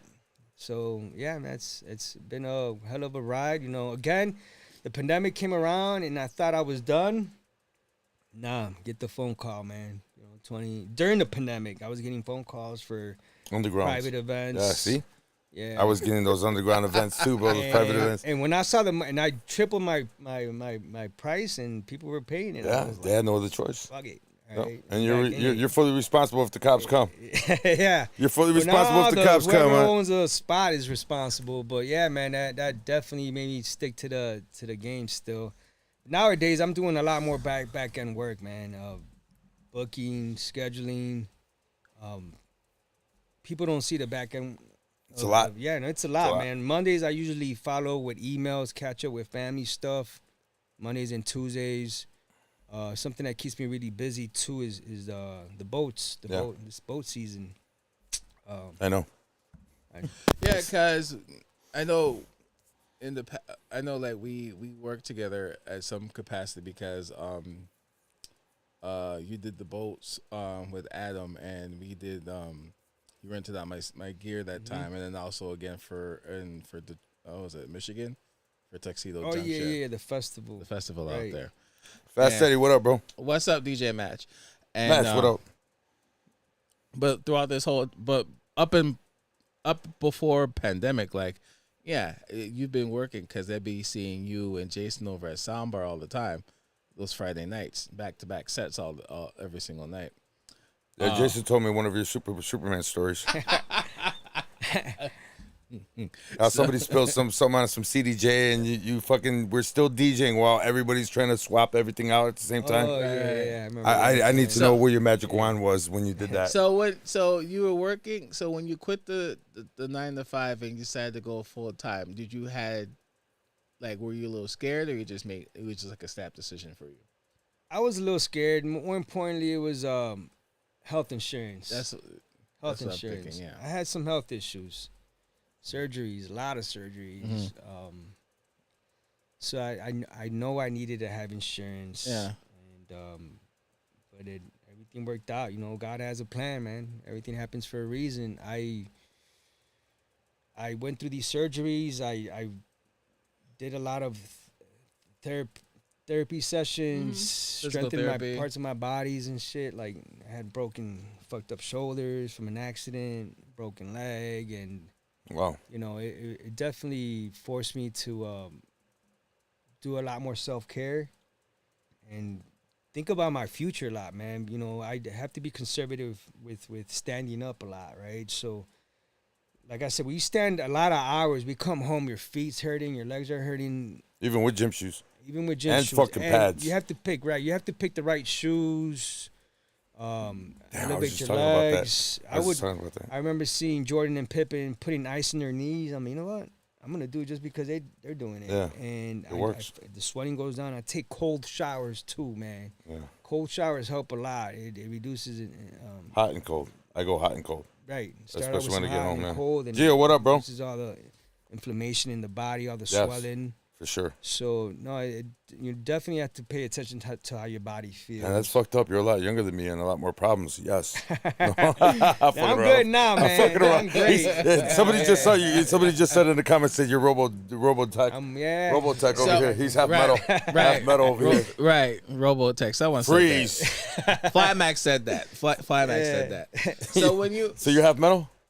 So you have- just one metal plate right here. Yeah. That's it? Yeah, that's So it. you got you every time you go Everything through else is good. TSA? Yeah, man. Every time you go through TSA, that shit fucking, you know? You know, in the beginning, yeah, man, I used to get pulled back a lot, but I'm great now, man. Come here, son. What do you got on you?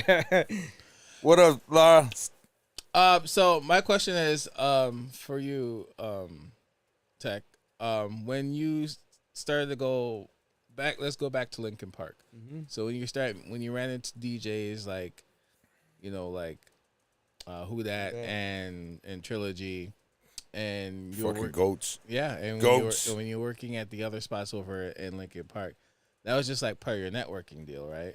It was, you know, Trilogy. I actually met him during high school. Gotcha.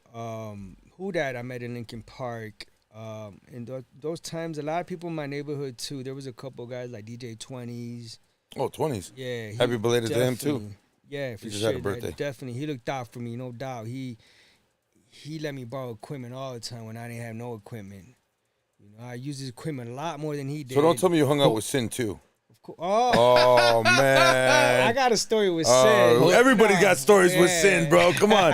Sin's a story. We got to get So, Sin on the I fucking show. didn't know Sin too well at a young age. I heard about him through mutual friends, flyers, and all that stuff. But the first time I met him, now that was funny. I had my residency, some spot across the street from Soundbar. It wasn't Spy Bar. I don't remember the name. It was whatever it was called. I was always showing up for the last set, right? And they always had an opener for me. And Sin one day was the opener for me, and I walked in the booth, and there was a plate of wings and fries. And usually when I walk in, they always have my food ready, and it was wings and fries. Yeah. So I walk in fucked up, right? I start just going in, eating the wings and fries. And I say what's up to Sid, and he's just DJing, looking at me, mean mugging me. I'm like, eating the wings, like, what the fuck is this guy looking at me all mean about? Yeah, right? you And I got was wing like, sauce on your face and shit. shit. He just- And just munching- whatever, he didn't munching say on much his to food. me, so I'll run into him here and there. And then I told the promoter, happens to be with me one day, and I mean, yo, for some reason I feel like this guy doesn't like me. Oh, you ate his food. I'm like, I ate his food, motherfucker. You always order my food and had it ready for me at the DJ booth. And I'm like, shit. Imagine taking a big boy's. Yeah, back in those days, he was a pretty big boy. He lost a lot of weight, big bro. and big, right? He lost a lot Yeah, of weight. lost a lot of And I was weight. like, damn. Okay, so I went Shouts up out to to him Sin. and told him, hey, Sin, bro. I heard I took your food away. Ate all your food. I just want to say I'm sorry, bro. Wow. Yeah. He's over here like, you're an asshole, dude. The fuck is wrong with this guy? Wow. but yeah, Oh, man. man, I could just imagine the look on Sid's face, Yeah, bro, no, because he has no holdback. He didn't say nothing to you. No, he was just with big eyes looking at me, mad as fuck. I'm like, what is He was looking high at as hell, me, too. right? He was probably fucking like, high as hell. Damn. Yeah, so that Damn, that was a good, I don't know, 10, 15 years ago, maybe. Yeah, Nah, ate the 15 man's years ago, food. no doubt. Dude, that's a Yeah, fucking dope yeah, ass story, yeah. dude. I walked in the DJ booth and ate this dude's food. What the fuck is wrong with this I guy? ate his food, bro. I thought it was mine. I really thought it was mine. All right, That's- sorry, Sin. Hands I love down, you. the best story I ever heard I'm in my life, sorry. bro. I swear to God, that's just hilarious. So- Especially when you know Sin, dude. That's just funny as fuck. So, I mean, years go by, and then I invited him to Mexico with me. we had a blast and we bonded and we traveled around many times. Mexico, fucking Puerto Rico, Vegas. Yeah, he travels a lot. Yeah, He no, does. we had some good times and he became my very close friend. For After sure. you ate his food, huh? After I ate his Wow. food.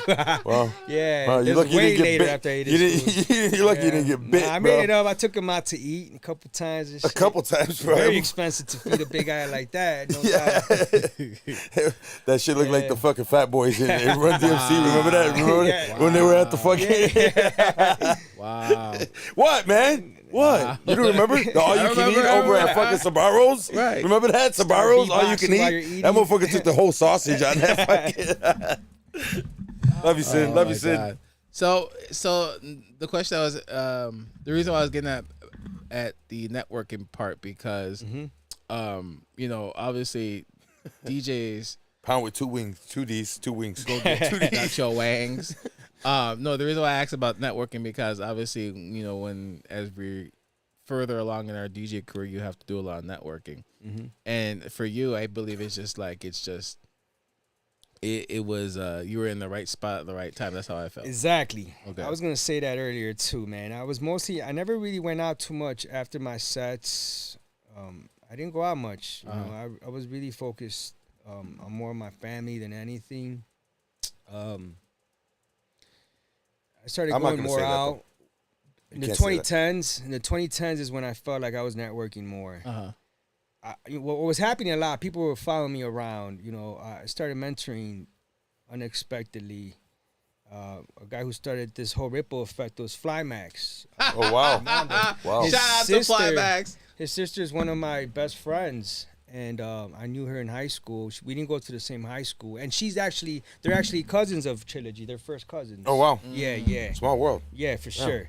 So we were, you know, I was DJing in Wrigley at that time, and I knew Flymax when he was a baby. We just didn't know each other well, and then he was already in high school, and his sister gave me a phone call. And he's like, "Hey, could you take my brother with you and teach him how to DJ?" I'm like, "He's not even 21. How could I take him away?" He's like, "Well, Wrigley. I mean, there's kids there, right?" I'm like, "I'll think about it." So I you know what? It's on the way to Wrigley where you guys live at. So he'll always meet me at the end of their block on Irving Park, heading towards Wrigley. How old was he at the time? What, 15? He was 15, 14, something like that. Flymax is He big. was getting into graffiti. He was getting in trouble, and So they put him with you. Good job. Good job, guys. Good job. so yeah, he started. You know, I had him. I was really Mr. Miyagi to him, Yeah. and actually that's how I met Jason too. Yeah, but you didn't DJ, you didn't battle Flymax. No, See, that's the thing, bro. No, there's no competition at that age. For sure. Nah. So he ended up following me for that whole summer of 2012, 13, a couple summers, 13, 14. And then I ended up getting a residency at Oak Street Beach for 2-3 years. So between that kept me very busy. That, Soundbar, Wrigley, all my residencies in Wrigley.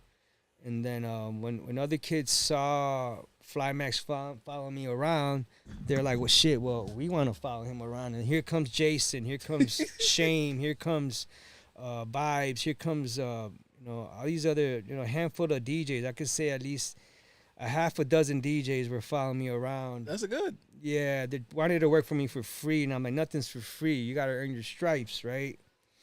And Trilogy, what's going on, sir? Hit that clap button. Trillo, Joe, what's up, Trill, what brother? up, bro?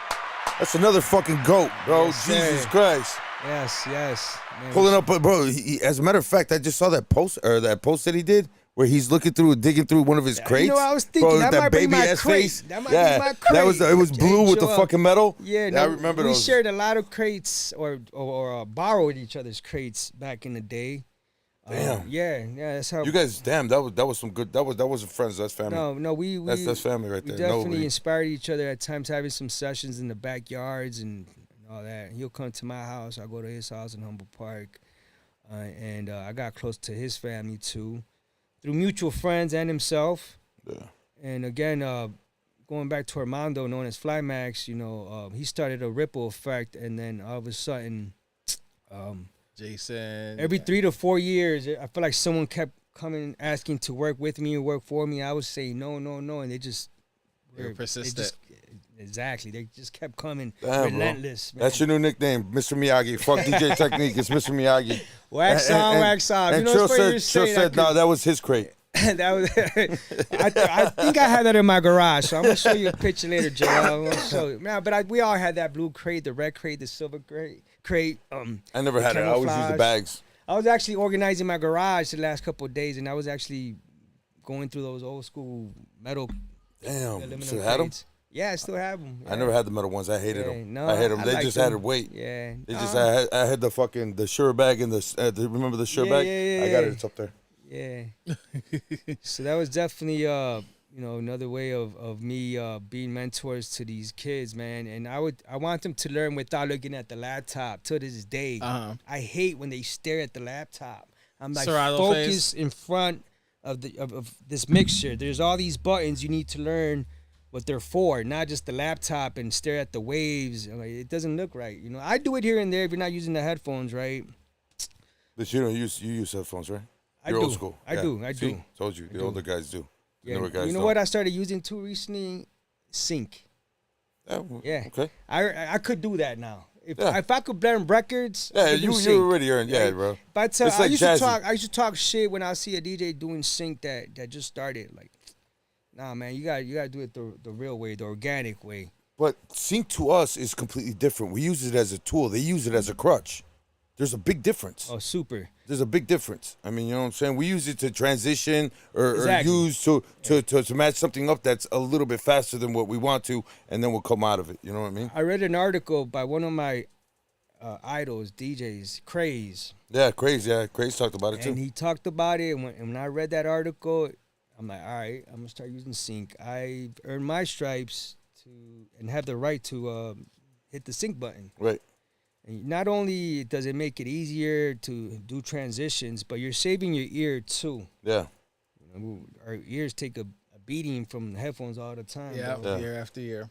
Or like you like Alex with monitors. Mine are just. What you mean? Dude, he needs 2 double-18s and fucking he needs an array for his monitors. No, I don't. And everything's gotta be No, on I the left don't. side. No, if it's not on the no. left side, he freaks, bro. No, I'm not one of He these. freaks. I'm not one of these. What did Pound say earlier? Pound over the week, he said, I'm not one of these diva DJs that be asking for a monitor on the right side. It has to be on the right side. Right. It has to be this far apart from his foot. I like my monitor to the left. Yeah, right. You know what I mean? I I ain't have gonna to- lie. No, I my just- monitor's got to be on the right. Right? Because we use the headphones on one side more than Yeah. the other, right? Yeah. So, Or actually, the left. Yeah, you're right. so Yeah, the left. we all have our preferences. Right, you're right. You're He absolutely needs right. a double monitor though. It has to be on either side. So when you so let me tap into about you mentoring these DJs like Flatmax and Jason and Shane. Like like you said, Dave B. like they wanted to follow you around. Why do you think that is? That's something they should answer. Well, know, Flymax and Jason, they're the live stream, so they could pop in a comment and answer. But why do you think? And that was a racist ass comment, Eddie. I guess I inspired him in some way. There has to be a reason why, in my opinion. He's a dope I would DJ. guess the Is that scratching. I think the scratching definitely. Yeah, my scratching. I don't scratch like I used to. Try to. Once you're in the zone, you know, that little it's different. scribble, the chirps, the crab scratches, all that. When they see that, they're like, "Whoa! Did you just see that?" You know, and you know, they ask me how I do it. Something I watched a lot when I was a teenager was Invisible Scratch Pickles. Yep. Oh yeah. Cubert, yeah. Shortcut. We had Cubert on the show. I saw that. That was dope. That's awesome. That was awesome. That's awesome, man. You know, watching those guys scratch, it helped me a lot. And again, I practice a lot with my offhand. I'm righty, and then, like I said, I had injuries with my right arm, so I was forced to practice with my left. Yeah, maybe I should break my right arm. There's a lot of things. Never mind. Shut up, bro. Shut up. There's a lot of things I want to break. Go ahead. Fuck you. So yeah, scratching was definitely something I feel like that they will look at and like, yo, how'd you do that? Right? Transformers, beat juggling, try doing it without looking at it. You know, look up and just it becomes second nature to you, right? Yeah. So yeah, I mean, right now I was organizing my turntables today. The last couple of days, I'm like, shit. I had them all scattered all over the house and studio and the garage and the friend's house. I have 12 turntables. Damn. I could sell them. I put them on OfferUp. Man, I really don't need the money. Yeah. Eventually, I'm gonna want one in every part of the house. I want one in one bedroom, in the kitchen, in the fucking bathroom. Damn, bro. You know what? Fucking, he's gonna be taking a shit, having a pull out, bro, right there, bro. You know what I'm saying? And you say I'm rich. This man here got it. Oh man, Well, stop, that was dog. committed throughout the years. You can go out and buy it on one credit card right now. We're not talking about You that. say I'm rich. And I'm not trying to be racist, but he's got an Amex Black. I don't have an Amex Black, but you say I'm rich, man. This one here got turntables out the wazoo. I only got Yeah, two, but that only that's got been, 2 pairs, and I'm trying to get rid of one. You got 2 pairs. I You only started got. collecting a lot of vinyl too, and shit, man. You know what? I almost wanted to cry when my basement flooded once. Oh, Yeah, that's how I lost a lot of my. I my created shit. my own custom rack, and then I didn't pay attention to what I had in there, and I started organizing them during the pandemic, and I counted one crate, and I'm like, holy shit, this is $10,000 in here, bro. And I'm like, I need to organize all my records. right. And just doing the math, bro, it was just like, fuck, I have a crazy amount of money just sitting right there that I'm not taking care of. A record I found, and this is a gem, and it just made me want to cry knowing that the water got on it, was Kanye West's first album that was not for sale. It was promo use only, The College Dropout. Okay. And it was handed to me by someone at a record pool in Chicago when they were trying to like low key spread the word about Kanye West. Yeah. What up, Pam? But yeah, man, I mean, I got gems left and right just sitting in, and I look forward to organizing my studio again. You know the sad part about it though, man, is those. I mean, those records brand new. They were expensive. I remember paying $20-$30 for one white label, and you only got what two tracks out of that whole LP. How much? Like 20 for white labels. We used to fucking pay. You know, we used to pay. We used to pay for those things, and you only get like 1 to 2 tracks out of those things. You know what I'm saying? And back in the days, that's why we always had to carry like 10 to 15 Right. crates. Some of them had more prints in them, right? More like Yeah, the like more a they whole printed album, up, right? the more they printed up, yeah. the less value they were. Right. No, and the other day I had a friend of mine in my garage, like, holy, he just pulled out a record. He found a Dr. Dre album. He's like, holy shit, do you know how much this is worth? And you have it sitting in the garage. I'm That's like, no. crazy. Sounds like Alex in my He's garage. like, this shit's like $80 right now. I'm like, really? I'm like, fuck. Where? Right. Like an original Dr. Dre record, Oh. the record I had. So I was like, damn, I need to really organize my shit. I just don't have enough time in a day. Sometimes I wish a day was 30 to 36 hours. Like 24 hours is not enough, bro. I said that recently. Yeah. Well, about the mentors that you mentioned. Jason said that you're pretty much like the big brother that he never had. That he never wanted, he said. No, I'm joking. Nah, I could be. And then He was the one he said you also trained him how to pick up hoes? What the hell was that about? right.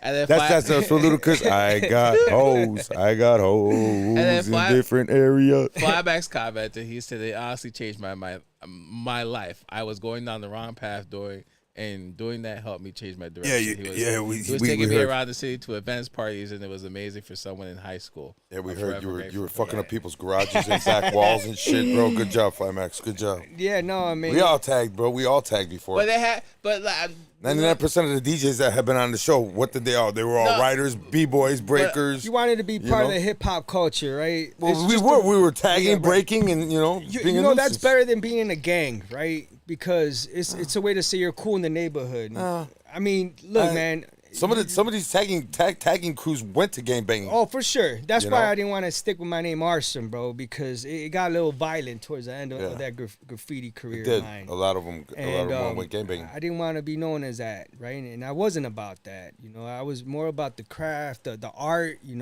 being having some respect, bro, because in the neighborhood I was raised in, Albany Park, Damn. Rich. there was a yeah, right. It was a fine line. I live right on the border between gang turfs, right? Yeah. So like when you're a kid, they don't fuck with you, man. But as you become a teenager, they try to bring you in, Yeah. right? Oh yeah. And a way to be cool was, represent one of the being a crew, right? Yeah. A graffiti crew, a breakdancing crew, and then the other one was what? I mean, to be a DJ, you can't afford that, right? So I was grateful to have friends that let me borrow turntables and records, and I had a lot of passion for music. So I never thought DJing I'll make a career out of it, and I'm grateful for that.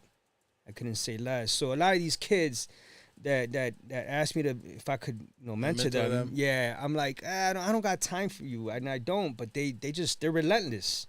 I had people hitting me up from Texas. Yeah. Like, yo, man, so and so, you're not looking at your inboxes. You're getting messages, and I'm like, I have my notifications turned off For a reason. and they're like, bro, you gotta do me a favor. My boy Quick Mix hit me up once from Texas, and this guy holds it down in Dallas, and he's like, hey, my mentor out in Texas has his nephew in Chicago, and he wants to work for you. And I'm like, bro, I don't have work right now. And he'll do it for free. Like, bro, nothing's for free in this world, but I'll start out with some gas money. How about that? And see what kind of ambition they have, and how thirsty how bad they really want it, right? And when I see that, then little by little I start giving them work. And I could see, and I'm talking about a kid named Jaden, for example. Not too long ago, he gave me a record with the gift inside a shirt, and he wrote a very nice letter to me saying how grateful he is for letting me putting him under my wing, you know what I mean? And that meant a lot.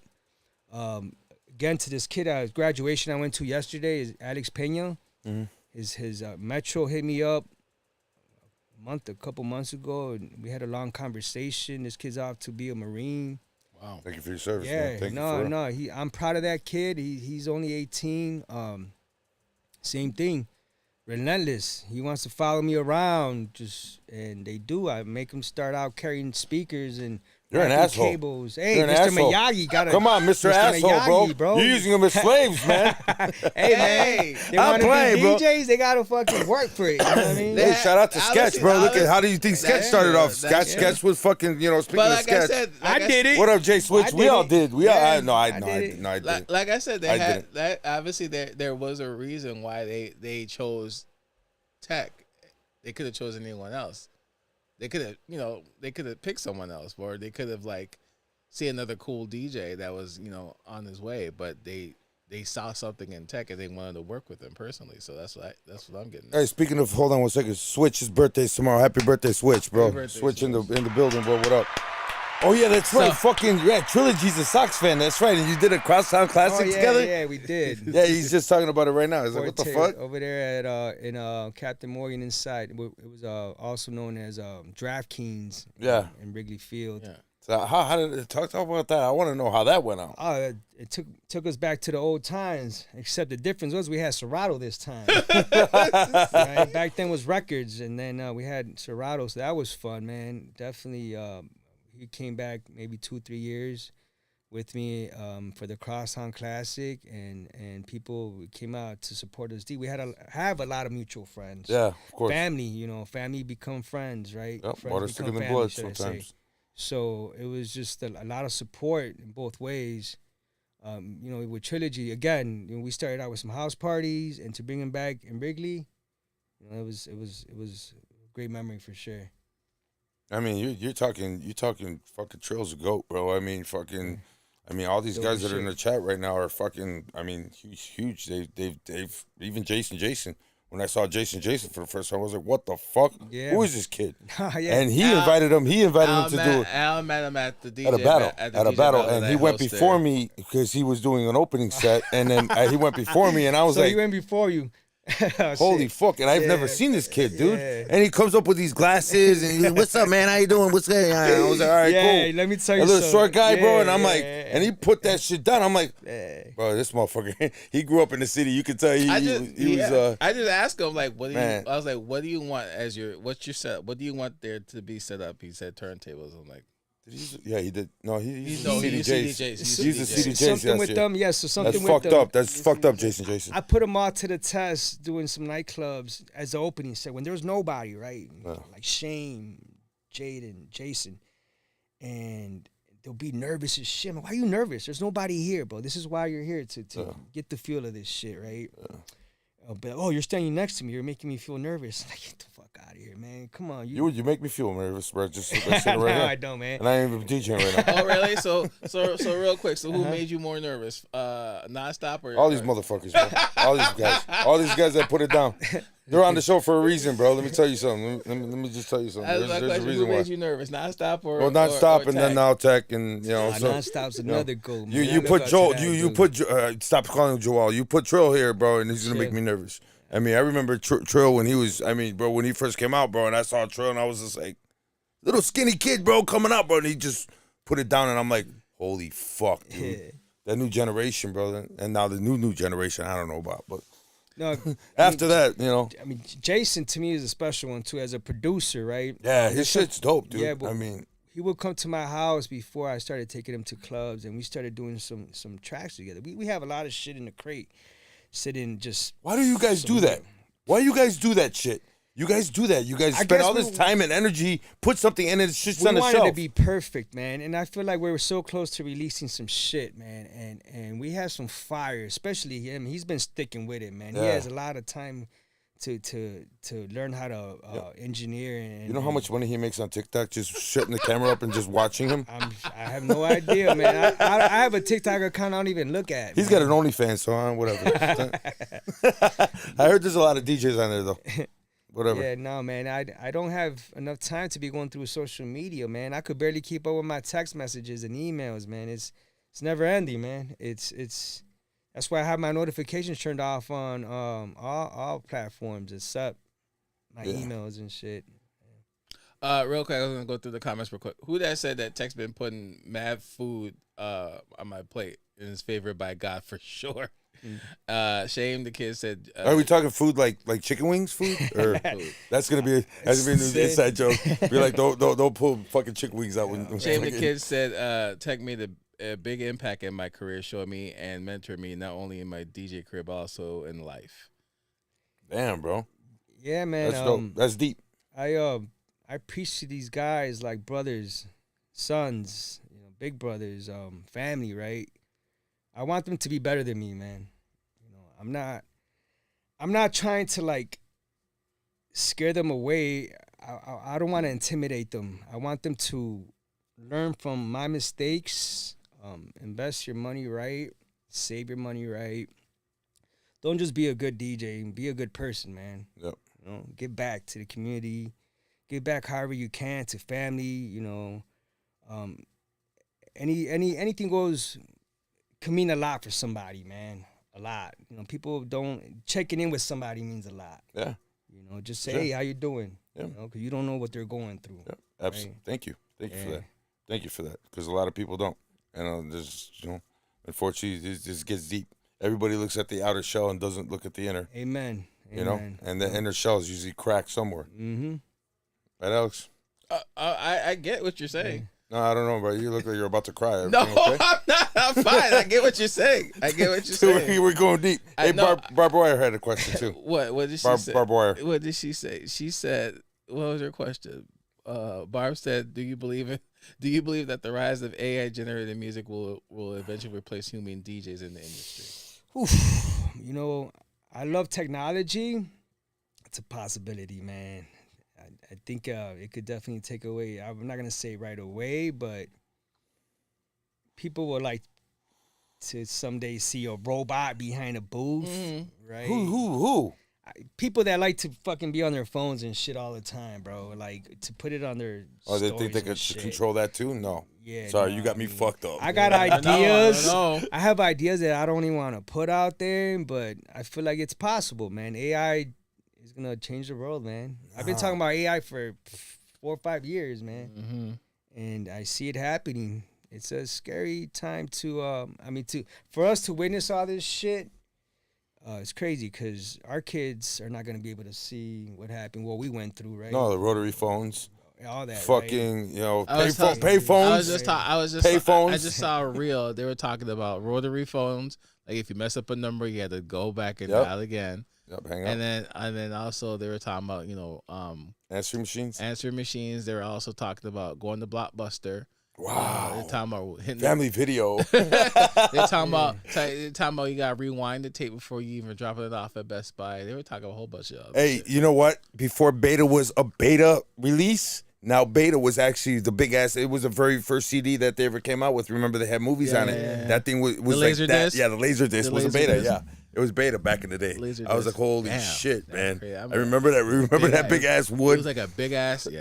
It was funny. I was talking to my son the other day, and I was like, when woods, I said something to a friend, and I said, when TVs were actually made out of wood, and my son turned around, and he goes, "What the fuck did you just say?" And my son, I said, yeah, our TVs used to be big ass boxes with these big ass tubes in them. And he was like, what? They weren't that skinny? I was like, never that skinny, bro, never. I think our pagers were fatter than the the pager back in the day was fatter than the TVs now. Yeah, man. You know? It's crazy, bro. Right. All this shit that's happening Different nowadays, cases for your man, pagers. bro. Remember when the cell phone was a brick in your car? Oh Remember my that shit? God, bro. You don't Like, remember that? You were just born at that yeah, time. I saw it. I didn't have one. I remember you had to carry a big ass bag next to you, and No, that was for your Alpine radio, for the slide out radio. No, dumbass.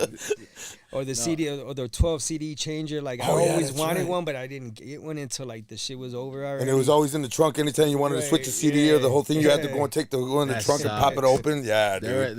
that sucks. They look like The kids are VCRs, bro. spoiled nowadays. Yeah, nowadays they man, don't know you shit, bro. Psst. You just don't know. Nah, man. No, They're. And we all lost I weight. wouldn't say they're lucky. I think we're lucky. I'm glad we lived our times, bro. Well, you're in your 40s? Yes. Okay. yes. So and I say this to all the older DJs, we had the best times because we saw the evolution of technology. Right. When I started, it was just analog. I'm talking about. I started off with a realistic mixer and two 12s, but with the slider pitch, not the slider pitch, but it was the roll pitch, Man, I and didn't with the even straight arms. I saw them, but I never used one. Oh my God, Yeah. bro! And they were belt drive, and then I finally got my second See, ones. I was gonna say my first turntable Shit smelled like a burnt vacuum was cleaner a when you hold Gemini it. 2000, and then I had a belt drive just so I could play a record and Right. not having to fucking sample or loop all the time, Right. so I could scratch. So it took me forever to learn how to mix. It wasn't until I got a crate of house tracks, you Mm-hmm. know, all the old school Chicago classics. And by that time, house music was kind of fading away. Yeah. Again, Fuck you. Who said that? Somebody said that. Fuck you.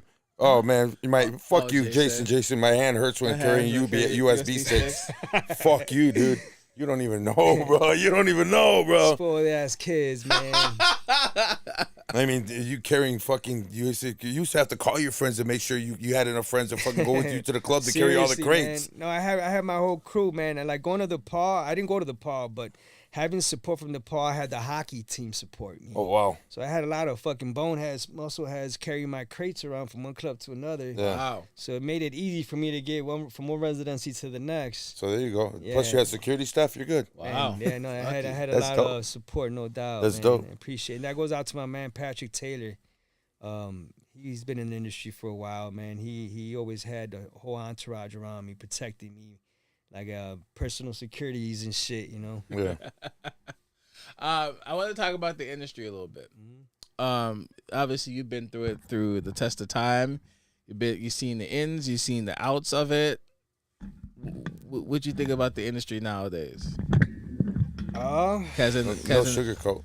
because in the beginning, you know, I'm assuming, you know, you throughout your career, you were obviously work with promoters.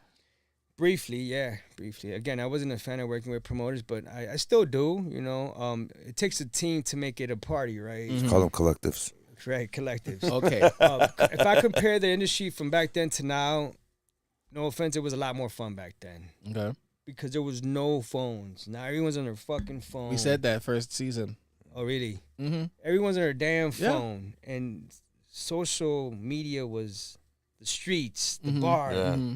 You know, you had to, you know, have a conversation and, you know, just to see people on their phone. And you could see a table sitting down of a crew of 4 or 5 people, and they're all on their phone instead of talking to each other. Right.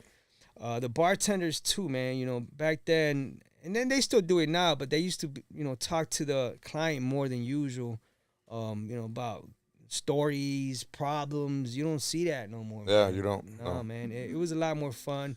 You'll see people dancing on top of the bar. You know what I mean? You don't see that shit no more. No, And if you do, they have their phone on top of them too. And they see, Right. So- but now they tell you us to get down because now they see there's a liability. Lawsuit, right? Dumbass. Yeah, no, Thanks, I agree. Coyote I Ugly. can see that, but especially with cameras being everywhere, right? So venues could get sued a lot more easier.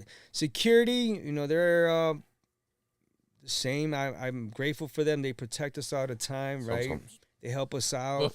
Sometimes. really. Sometimes, Sometimes. yeah, facts. It depends where I at too, Sometimes these some of guys- my residencies to this day, like I see how Because- how greedy they could be. I've seen changes like Bourbon Street, my Bourbon Street family. I've been working there for 12 years, bro. Wow.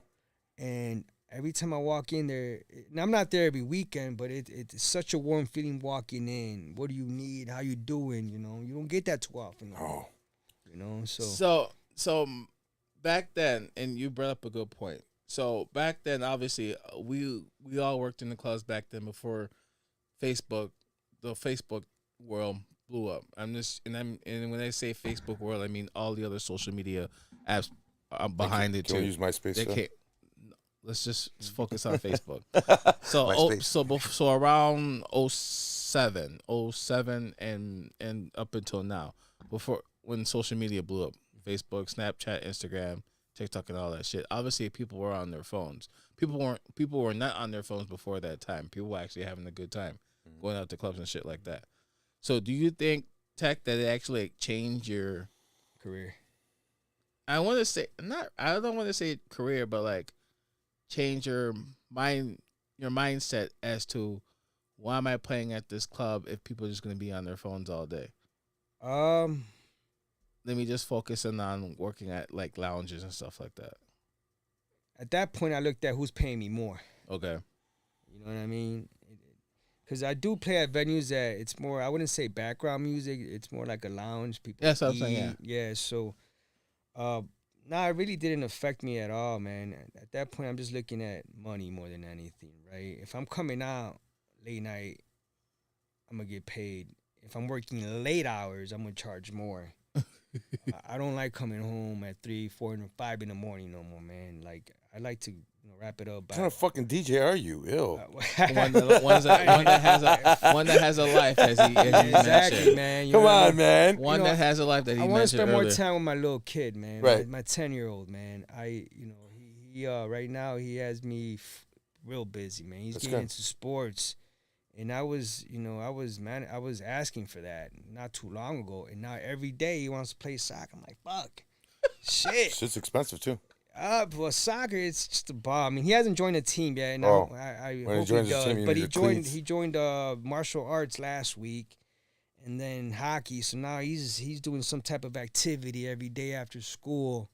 So. I don't know if our son should hang out. They do the same damn thing. Oh really? Yeah, he's in taekwondo. Oh, He that's- wants to man, do no, soccer. We gotta hook up then. Yeah, man. definitely. For sure, That's for why I was like, sure. damn, sounds like my son. Right. Oh man. So, Does he yeah. dye his hair blonde? Nah. Oh, not yet. Okay, then no. No, he's got long hair though, but nah, man. It definitely keeps my hands full, man. Yesterday I was playing soccer. There's a school right next to my down the block, and my son doesn't go to that school, but an old man walked by and he's like, appreciate moments like this, because when they grow, you're not gonna get this no more. And I was like, man, I've heard that once before, and he's not lying. So I want to have that extra energy and not, go to sleep at 7 in the morning and wake up by the time he gets out of school. And then, you know what I mean? There goes my day. Yeah, pretty much. Right? Now let me ask you a question. This is pretty deep because nobody else. Do you want him to become a DJ too? Oh Lord. What? Oh Lord, what? This is a good question. I would like him to be a DJ. Does he want to? Full-time, not right now. I don't think so. Did you try? I haven't. Yeah, I tried. He's only 10. I started when I was 10. I feel like I have an older one who would be more interested, but I don't. I want him to be for sure. I got all this money and equipment. Me too. You know what Same I'm thing I said. saying? Bro, come on, man. Yeah. I But mean, what- but you what- have but what- access to the turntables whenever you want. Right. Your room's right next door. Damn it. But when we had your son on the show, Al, I told you this. I'm like, you can't force. I'm something. not forcing him. I'm not. I don't know. Right. I From would what- like for him. No, but from when we had him on the show, it sounded like you were pretty much wanting to force him to become. I wasn't a DJ. forcing him. I don't God know. damn it. I don't know. That's I got what- a lot of money invested into here, and I don't want to fucking sell it, and I don't want to I hate it. get it. I get I'd it. rather him, turn it. I get it. Tone it down. Tone it down I to his how you kids. the SL2, the 3. Where's the 4 at, bro? I never had a 4. I Sorry. have was a I was 4. I wasn't I rich to still have got a 4. it. I still I got never it. I had have the the 4. 4, and I'm not selling it, and I don't need it. I Me just want too. it. I'm not Well, selling. I have it. the 2 and 3 if anybody wants to buy it. I'm Hey, not look at that. selling- Look at that. You didn't see that 4-track? Oh shit, yeah, I saw the tape for sure, man. Yeah, bro. It still got the original tape in I got there. one too, man. Actually, I had one that's the disc, the old. Oh yeah. That disc. Yeah, that's what I Yeah. got, man. Those man, dude. Fucking that's the shit. Now you don't have to. You could do shit through your phone. Ableton and shit. Yeah. Fuck you ain't Ableton. I don't go to college. I didn't go to college, but I started using that. When You it need first came Ableton out. College for that shit. Either that or you gotta know Trill. You gotta know Trilogy, bro. Nah. In order to get the fucking, the The MPC. bootleg version? No, the wow. Yeah, put Wow, that mad that's right. business out there. Nah, man, that would be Jason if I was to get the crack version. No, but I always every time I needed help with something, bro, I always called Trill. Okay. Trill always knew fucking, hey, do this, do that, do that. But that guy with the beat machine and Yeah. the MPCs and all that shit, he's dope. Yeah, he He's is. dope. He's really dope. So in terms of the industry, you don't like the way is it? Nah, man. It depends where I'm working, man. Right now I have about 4 or 5 residencies, and I'm not gonna say which one, but I would say one of the 5. People are just about themselves, and I've been working there for 6 years, man. Seasonal, and it's just like, damn, that sucks, man. What happened to the good old days where like everyone walk in, and you still have some people that say what's up to you walking in, shake your hand, and have a conversation, crack a joke. But then you got this new generation where it's just like they're just fucking on their phone all the damn time, man, and it doesn't make it fun. And then you're like, all right, let me try to put some music that might make them bounce and make them smile. And they do, they listen to it. They don't dance no more. No, no one really dances no Thank more. you. Thank you. Because I said the same thing. He's like, no. It's only It depends where you are. Yeah, it all depends on where you are. But a lot of people don't dance. A lot of people don't dance, and if they do, they're dancing in front of their phone with TikTok. It depends on where you are. For a few minutes, Facts. I was at Ale House this past week and people were dancing. and you don't see underwear on the floor anymore. Even though I did see like a group or 2 on their Snapchat, but like I said, majority of them were dancing. So I was just and I mentioned it too, like people. I lost my train of thought real quick. Like people now that they're more access to social media, they just Snapchatting their way as they're at the See club what and else stuff is like going that. on. It's Right. like- yeah, I mean, you're talking to people on the other side sometimes. Sometimes the people just do it just Yeah, to do it. virtually, not in person. I remember Boy Genius once did a couple events, and he called it airplane mode. That was a great I idea. remember that. Yeah. I Fucking remember dope that. because it forces people to talk to someone or dance, and there was just no reception. If you had a phone out, you get called out. Right. So I wish there was more venues like that. A venue that I'm working right now that I like a lot. You mentioned earlier what it was, Ghost Donkey. It's a chain, and they just opened up here in Chicago.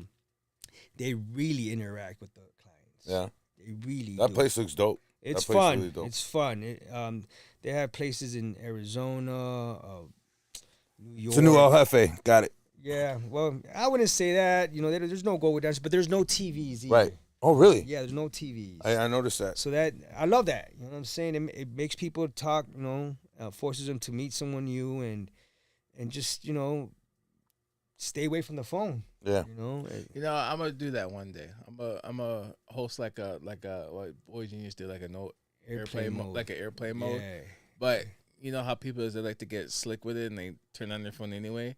I'll get one of those fucking cell phone Jammers. jammers. Yeah, cell phone jammer. Jammers There you go. and Either shut that the or shit off. just put the party in the basement and turn off the Wi-Fi. Right. You ain't getting shit. Oh, what's up, Abe? Abraham in the Turn building. Get the jammers and shut From, that shit off. from Park Tavern and Adobe. Oh Abe? shit! Yeah, you know who man, Abe hell is, yeah. bro. What up, Abe? So The Rosemont family. Yes, sir. You still work there a lot, right? Yeah, I'm still at I saw Adobe. some Adobe's. Yeah, but they got Fat Rosie's now, and they got a whole bunch. They got the piano bar, and they got a whole bunch of shit now. It's Been just, there it's a still while. still all right. It's I mean the I park like it there. the park will never be the same. From when it first started, obviously the first like 4 years of the park was just jamming, banging. I'm sure. And then the now it's pandemic just- too was popping Huh? during the pandemic. After the pandemic, Ah, right after. Those days are done though, but we're good. The pandemic is long gone, man. All right, They can no one or backtrack. nothing. Hey, So can we you- edit that part out? So now you're moving tech. You're moving closer to these. I want to say these type of events where they're like, they're not like more like lounges or clubs anymore. Like they're like special events, like the boat cruises, and then, what else do you do? Boat cruises, and you also do like, I do watch games for Watch Ohio games and games stuff like that. So that's in Wrigley. That's college football for the Buckeyes. Chi-Town Dog Pound. Shout out to my guy Jake. Again, I met him in Mickey's, and then we lost touch for a couple years. We reunited, and it's a blast. Even though the Browns are not the best football team almost every year, we make it a party, man. Jake is a great host. Again, it takes a team to make the dream work, as they say, right? So that's seasonal. That's from like August all the way to like January, and then the boating season starts this month. Actually, yeah. Memorial weekend. You know, I have 4 boat parties this It's upcoming gonna be weekend. cold, dress warm. And hopefully they don't put you on the deck. Right. So we have 2 floors. And we all want to be in the upper deck, you know. That's had dangerous, bro. We had a few, yeah, it is. It could be, but, you know, knock on wood. Now, I've been doing the boats for 13 seasons, bro.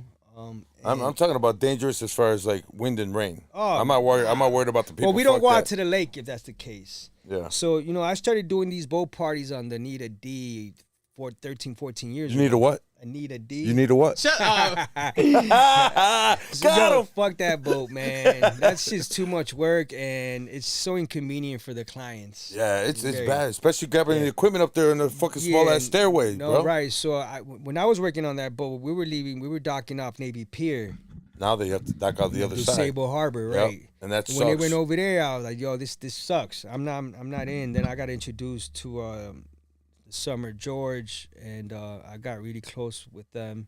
They're like family to me. I'm grateful to be, you know, part of that team. And all of a sudden, I became, you know, like an organizer. I am an organizer. I partnered up with my guy Adam with his platform Whammy. I've been knowing Adam almost for 20 years too. I met him. He was a bartender. He's also a huge part of my career. You know, he became a general manager at a couple of places in downtown, and he started this platform, and it went from one type of platform to a different ticketing platform, and it's growing every year. So you know, we book DJs. We are associated with EDM Chicago. What's Good? We partner up with a lot of other promoters here and there. I know you. Like I said, we worked together when you guys rented out my gear for That's Summer right. George, and then Balling. also for Tuxedo Junction And out there. it's you know it's very time consuming, man. It is. It's Being a planner, yes. man, it's a lot of work, man. It takes away. I don't even have time to practice my own craft, to even dig for music like I used to, man. And along the way, I've been trying to rebuild my studio, and it's almost there. And I can't wait for it to be complete because I'll be able to practice again and dig through music. Produce. I miss producing. You know, finish some tracks. A lot of things along the way have happened. My old man passed away, you know, Sorry. 4 or 5 years ago. Sorry about that. And, you know, it just, I finally see the fucking light at the end of the tunnel, right? You know, in the past couple of years. So I'm grateful to be where I'm at right now, for sure. That's okay. That's awesome. I was gonna say, you know, what's new for what's in the future for tech, but you pretty much answered it. Yeah. Yeah, no, focus on what I'm doing, man. Again, I had people always reaching out to me for bookings. Like I said, Yeah. we're never gonna retire. Once you're in this game, you're always gonna get that phone call. And whether we're not even DJing, they're gonna ask for a DJ, right? So I'm glad I got Yeah, I my need a DJ. my little brothers, on standby. Yo, I got a wedding for you. I got a quinceañera for you. Or I need you to cover for me at at Old Crow, at Bourbon Street. So I've gained a lot of trust through the owners and managers, and that means a lot. It took years, and they see my work ethic.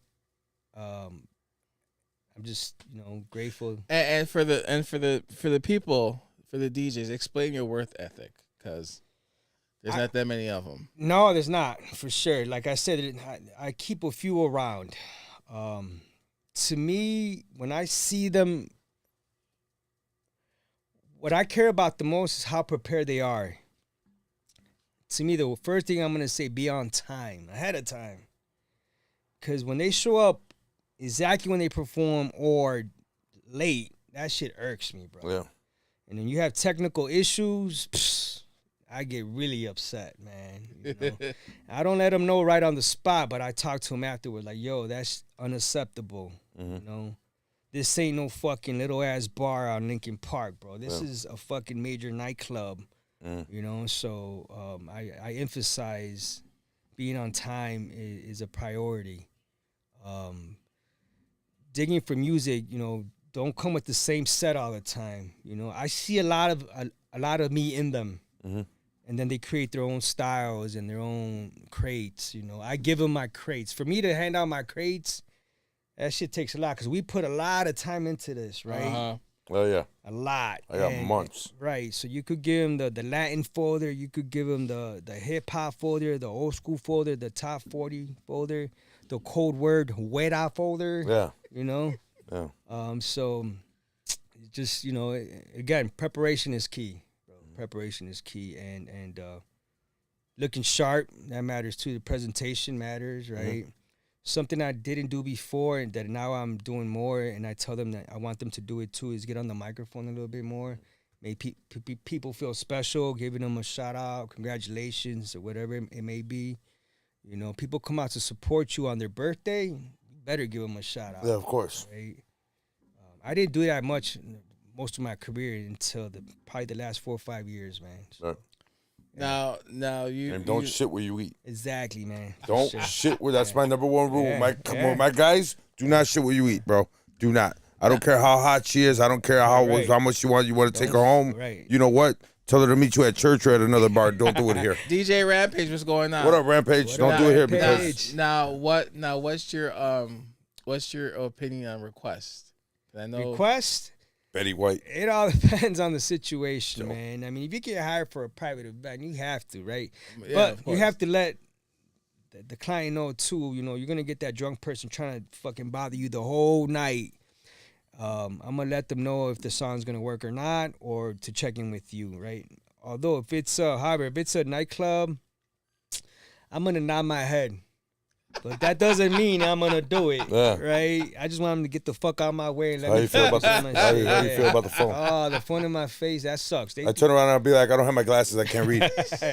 Right. Now, you know what trips me out? When they show you the phone and it's black. And you're like, yeah, thumbs up, you dumbass. Like, your phone's dead. No, Locked. because there are some DJs who pretty much earn the right to not take requests, in my opinion. Every one of us? Well, that's you. No. I mean, I take requests. You know that. I'll take it. If I see the song fits where I'm at or what direction I'm going, yeah, I'll do it. If it's a song I never heard of, I might take a picture of it and analyze it later, and more than likely not play it on the night of, and then hear it 'Cause another you don't day. know. I'm like, all right, I could work with it on another day. But if you got that person that's relentless, bugging you, Fuck out of here. you'll be like, I'm not gonna say it in a mean way. I'm gonna be will. like, maybe, all right, No. and you'll be like, what you mean maybe? So I'm not- like, hey, that's better than no, right? So when you're let's say like you're at like one of like the lounge spots that you play at, or at a sound bar, like what's your typical DJ Technique set? Hey, Bad Bunny. Shut up. No, it's Alex just said it. You know what? I like the funny. range, anything between 90 to 110. I don't care what genre, maybe except country, right? But Oh, come on. no, I mean if it's upbeat, man. I might do it, or I might mash it up and throw Morgan my own Wallen, little, come on, I mean, bro. He Come got on. he got some good Some tracks. Sam Smith, yeah. bro. Come on, man. I could make it I mash it up and There you hit go, the see? drums, See? hit a snare Some over Johnny it. Cash. You know, it all depends, man. My style, honestly, my favorite genre is 90s, 2000s hip hop. You know, that's what I was known for. Yeah, it's making somewhat of a comeback. People like hearing those classics, right? Because the new shit sucks. It does, and I'm liking that. I like the fact that a lot of this hip hop that's coming out is coming at 90, 100 BPM again. There was a gap Yeah. recently, like in the 2000s, 2020, should I say? 88 and lower. Yeah, everything was 60, 70, and you're like, what the fuck are they saying? I can't even understand what they're saying. Mumble rap. Yeah, like. So I'm gonna put L on the spot real quick. That's kind of like, what was that shit? It was drill, but then they always up in down south. What the fuck did they call that Chopped shit? and Yeah, Screwed? that was so stupid. Chopped and Screwed was so the dumbest shit ever. It's like you have to be. It was like you have to be on drugs, bro. It's so slow. It's you can't even dance to it. No, man. You know, I enjoyed when I would go out to California. They have a different style of hip hop, bro. You know, and it was all 90 to 100 BPM. But that's more that Cypress Hill West and shit like Coast. that. West Coast, Yeah. Cypress Hill. I was digging that. Yeah, I was love definitely that. digging I love that So, stuff. so I'm gonna put you in the hot seat real quick. So, no, for Al. So Wu-Tang, hell yeah, all day. So Tech plays 90s hip hop throwbacks. Nonstop does the same thing. If you're in if they're both when we're in the DJ battle, who you think will take it? Oh, Oh, you ain't putting me in there, bro. Why No. not? No hablas inglés. Really? No hablas Really? inglés. he's like, no comment. No comment. I won't be offended. I mean, to me, he's a legend, bro. He is He a is, legend, he bro. is. Shout out You to know what I'm saying? Nonstop. I look up to him too, man. You know, hearing him on the radio when I was a kid. You know, he's a god. in I seen that Chicago. motherfucker at a DMC battle, bro. When I first saw him, I was, holy shit. Him and Boogie Boy back in the days, man. Those guys, oh my god. To this day, he's a fuck. I still put that motherfucker on a pedestal. When he was on the show, I turned around and told him This that man was shit. nervous as shit when he Fuck was yeah, on the show. dude. I was nervous, I would bro. too. I would be. You gotta too. understand something, bro. That as cool as we are, as brotherly as he is to me, bro. He's still, that's like fucking. That's like seeing fucking Trill and fucking Boy Wonder, bad. I mean, those guys are fucking. Forget it. Next to each Forget other. it. No, it's fun to watch. That's a fucking man. show. If That's you lose. You know, you can't win them all, man. You gotta Of lose course, to win. Of course. Tell Jason that. He'll probably kick my ass. Now, if I get ready, I could still. Oh, give him look some at what go. he's at! No, No, I Jason's have dope, fun with dude. him. Jason's Super, dope, man. dude. When I first saw him again, like I was like, okay, I see a lot of potential in this kid, and it Oh, didn't that- take long for him to figure out some of the scratching God techniques damn. that we we learned off each other, and he took it to another level, and then he still practices every day, and that's the way it should be.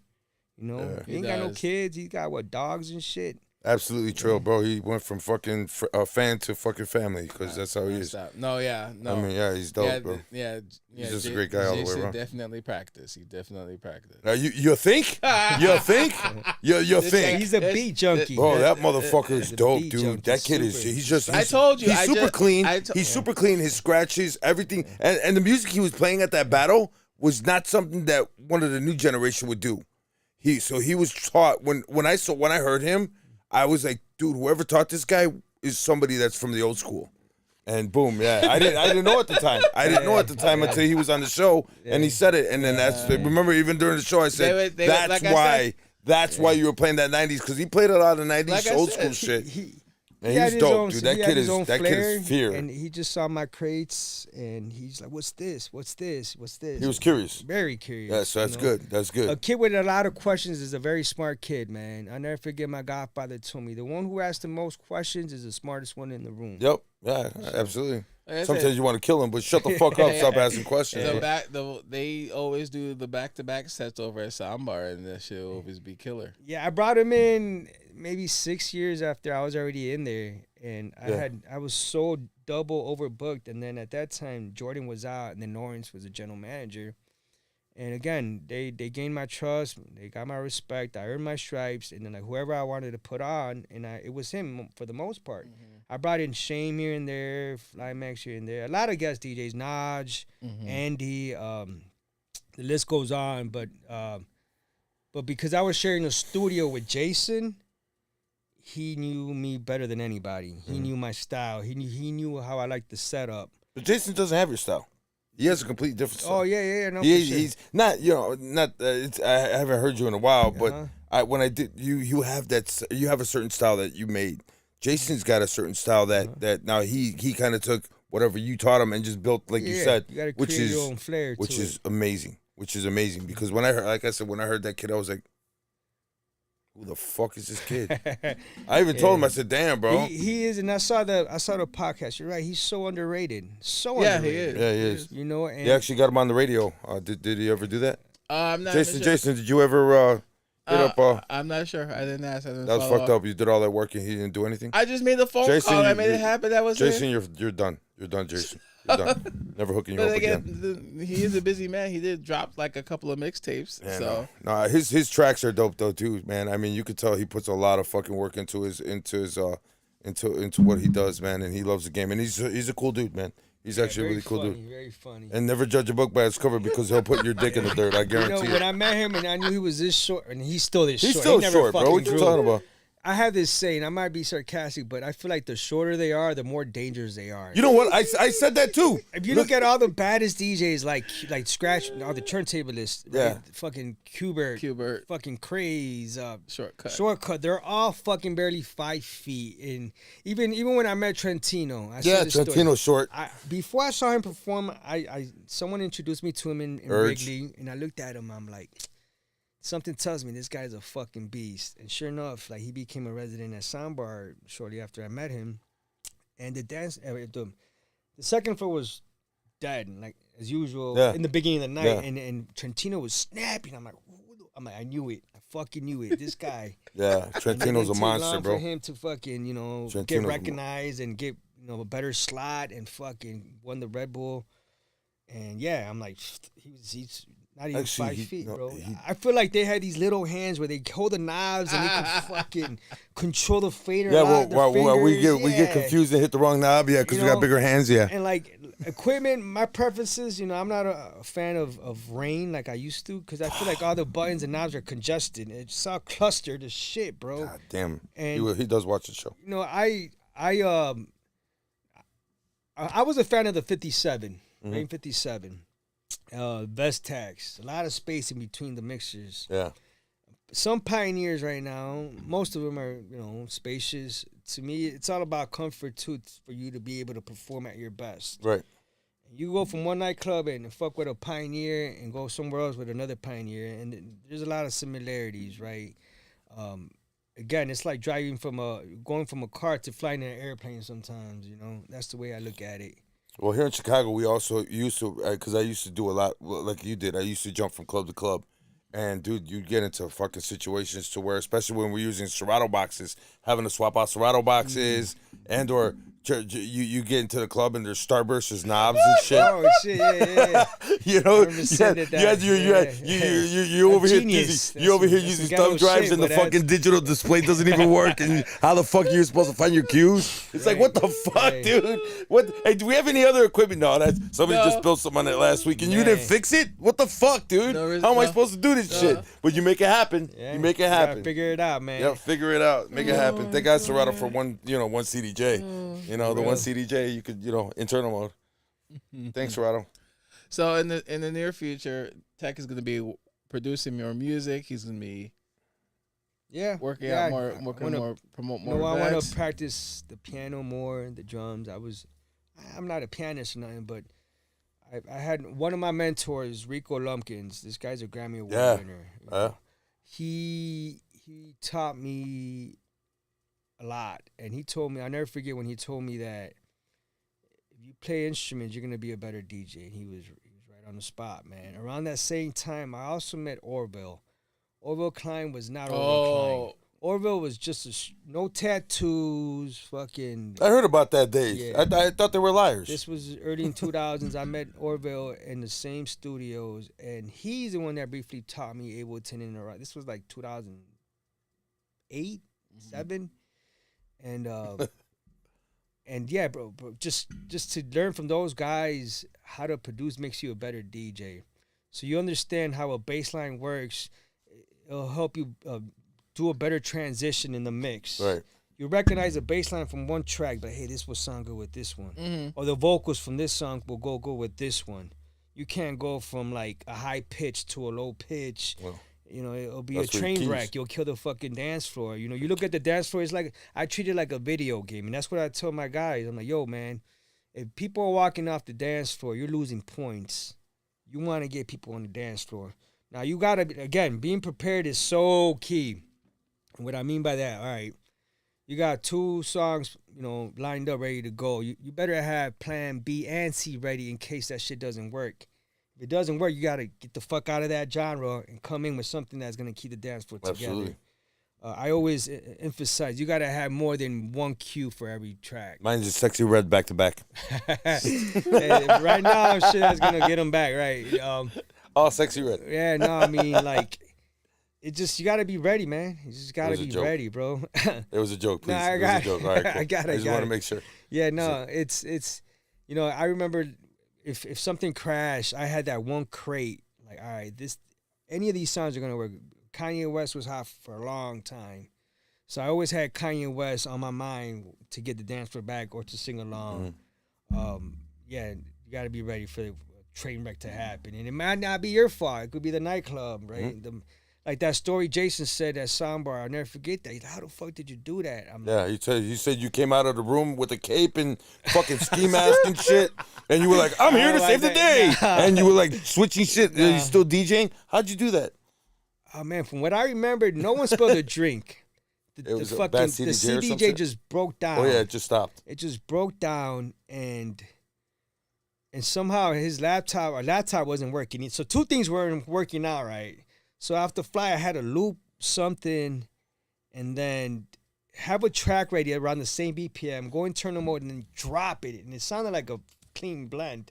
While that happened, I had security call the general manager to bring a CDJ down ASAP. And they brought it down, and I was able to swap it while the fucking club was popping. No. And no one even noticed that but himself. And he tells me, how the fuck did you do that? I'm like, well, it's just years of experience. No, you said you had S on your chest. You had DJs. That's why I got Tecknique, bro. You know last night the like, DJ saved my life on a shirt and shit. All types of shit, bro. No, for real. Like the tech, that's, you know, back to that 9-to-5 job. I was a cable technician. That definitely helped me along to be a better DJ too. Troubleshooting. Yeah. Back in the day, especially if you're using a needle. Right? The back of the cables could go bad. Yes. And if it doesn't read the record right, all right, take it off, fuck with the back of the needle, or clean the stylus, bro. Yep. I have so many styluses I've gone through, and people steal this line all the time. I've gone through more needles than a crackhead, bro. No. I'm sure you probably did. You don't know DJ Envy, do you? Yeah. You don't know DJ Envy, yo. Envy was the king of breaking fucking needles. Oh, I didn't break the them. I wore 'em motherfucker out. would break needles Yeah. everywhere he went.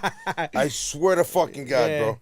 I should have bought stock in fucking Orphans back then. I'm reading the comments real quick. Trilogy said that detention gear, because we mentioned detention, was not for rookies. That shit was janky. Nah, that shit was janky. So, see, a veteran like him understands what you got to work with, bro. Thanks to Sin. Sin would just let his beer leak all over the Hennessy all place. over And the Hennessy, place yeah, and shit. dripping. That's Tennessee crazy. neat.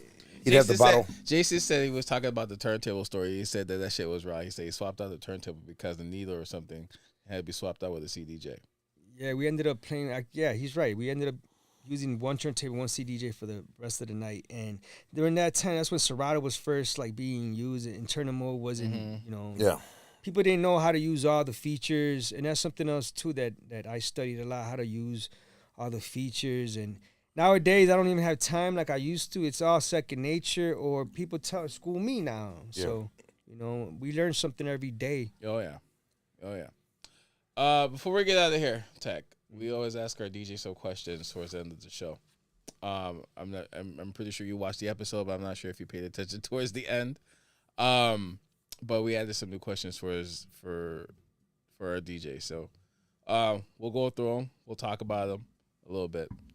Growing up, who was your favorite DJ? Oh, yeah, I did see this and I thought about it briefly. Jason. I was foremost producer DJ fan, so like DJ Premier. Okay. Wow. Okay. DJ Premier. Dope. Okay. I love the scratch, bro. I still get that Produce fucking records, yeah. And you know he uses. I didn't know he uses the hamster scratch. Yeah. He was And the hamster one was completely opposite. Yeah. I tried that. I'm retarded when it And comes he down had to both turntables on one side. that. Yeah, Yeah. when he first started, that was crazy. Yeah. Now the DJs that you mentored, Oh boy. now the DJs that you mentored throughout your career, who was your favorite out of them? Come on, he said it throughout the show. All of them. He said All it. of them? They are unique in their own way. They're all unique in their own ways. But you have to battle fucking, Jason obviously he's a producer scratch, Yeah. talented, very talented. Yeah, very. Flymax has a good taste of selection. He picks songs. He does a good sing-alongs. Latin set.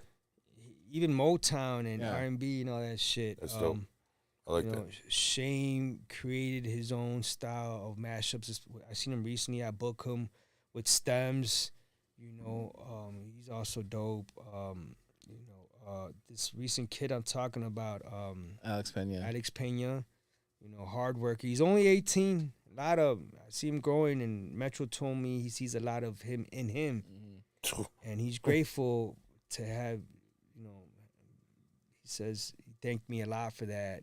We're both sad to see him go to the Marines. We're proud of him. So I can't pick a favorite, man. They're all unique in their own way. Okay. Yeah. Speaking of unique, that's another fucking family of fucking Metros. Yeah, that's a yeah, dope, Unique's great. doped Yeah, up man. ass DJ. They got a Shout lot out to of- him. He's a dad now, and he's in college, baseball, does baseball. But Unique's another fucking any person out of that family. It's just I don't know if it's in the blood. They're like they're pro line in the the dog world. What do they call that? Pedigree. So you wish you had that. You wish you had that. I wish I came from that family. Damn it! No. They handed turntables to them, bro. That Yeah, helps right? a lot. When they're born. That helps a lot. You They're know what I'm born. saying? I had a I mean, fucking, you think about 3 it. years. Nonstop is a part of his cousin. Yup. You got Unique. You got Metro. Metro. You got fucking Alex Pena. Alex Pena, and then you got a couple other guys that came out of the family. Yeah. What's your favorite DJ setup, or what's your DJ rider? I like the S9. I mean, as far turntables are my favorite, bro. Like SRT 1000, I became a fan of that. I just bought the Rev 7. Okay. I haven't used it enough, but I love the feel for that. I mean, I like it all, man. I mean, more than anything, turntables. It sucks that the venues don't have turntables. Well, anymore. yeah, now clubs are moving towards the industry standard, which in this case now I don't know. Other It's too many. states though, like California, there's turntables. I don't see Cal- turntables oh, a lot no, either. if you have to go like he just said, you go out of state like Cali or when I was in Arizona, they had turntables, or in New The York. shitty part is when you use the club's turntables. Sometimes they have bent tone arms. I mean, the press play, the fucking a lot of shit's fucking spill shit on it, dude. It looks dingy. Yeah. I mean, with the turntables. When I was And if a turntable fails, we're just like a CDJ. Yeah, You're pretty well, much your when fucked. I was at Bronzeville Winery over in the Bronzeville neighborhood, they had turntables. Yeah. They had the rotary mixer too, but they had. Oh my god. That's You ever something use a rotary? That's something I haven't Dude, done. that's dope. Yeah. It's not for hip hop. It's more for house. It's more yeah. for long transitions and shit like that. Yeah, I mean- booked the Chosen Few once on the boat, and they pulled the rotary one. I was like, "Yo, what the fuck is this?" Where's the fader? Yeah, What do all these knobs do? I'm old school, The but not that old school. fader's just like a vibe control. That's all it right. is. That's all it is. It's back in the day. What is your favorite genre of music to play? 90s, 2000 hip Hip-hop. hop. Yeah, for sure, man. All right. Which favorite artist? I'm Boom curious. bap. I'm gonna stick with Premier Gangstar. No. Oh, Oh. Gangstar. Okay, yeah, Yeah, fuck yeah. Gangstar. Dude, Gangstar's the shit. I love Gangstar. Shit. Girls. Primo did so much, a lot more than I thought as years went by. Yeah. But I'm a big Wu-Tang head and Tribe. You know, I'm a boom bap hip hop type guy, bro. My boy right That's there. my shit. Some floosh niggas. Hey, What is your favorite venue to play in the past or present? oof, the past, there's a lot, bro. But I would say Mickey's Bar Patio was a favorite one for me Okay. back in the 2000s. 2010s, I could say, you know, Wrigley Field. Anywhere. Yeah, man, Wrigley Field. Anywhere in Wrigley? Captain Morgan Club, DraftKings. Oh, shit. In the stadium, in the Yeah. stadium, bro. You know, that was a fucking definitely a change in my life. Dope. Big time. Transition. If you had to do an opening DJ set, who would you like to open up for? Damn. I see Jason talking shit, so I guess Jason, Mike Ock, whatever he calls himself. Besides Mike Ock, it would probably be Magic in the building. What up, bro? What's going on?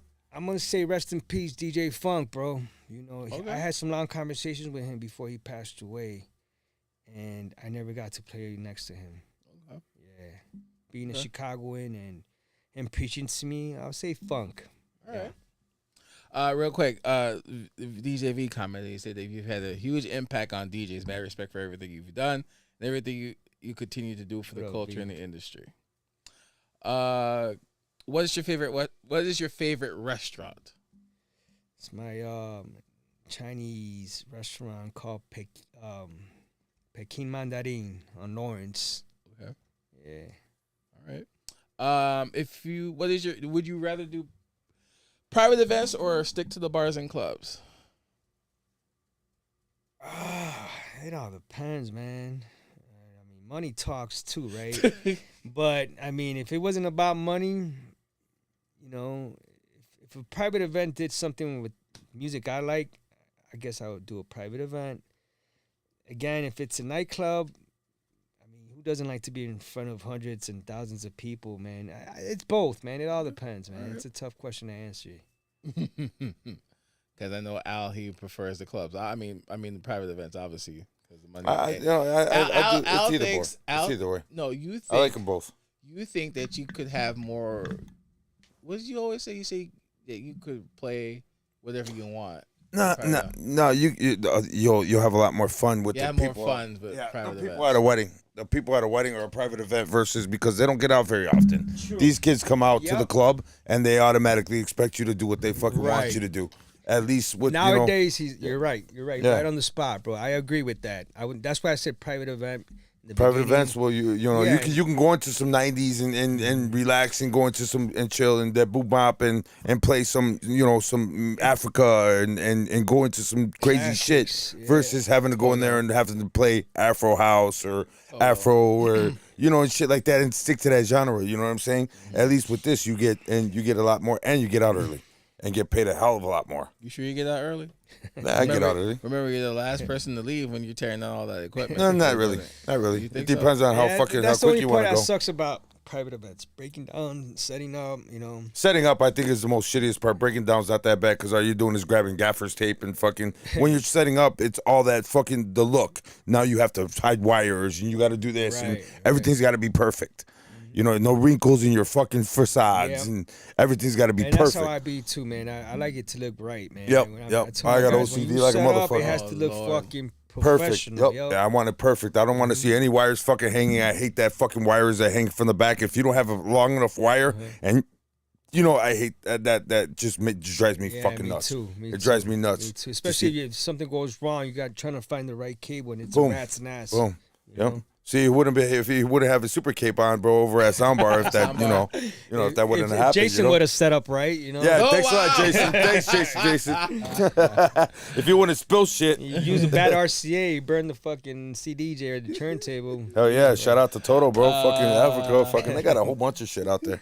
What's your favorite track right now? Oh man, right now, I don't know, man. This music nowadays, shit, No, what's your all-time favorite track then? there's a lot. Man, that's a tough question. If you put- I if you- love the Roots.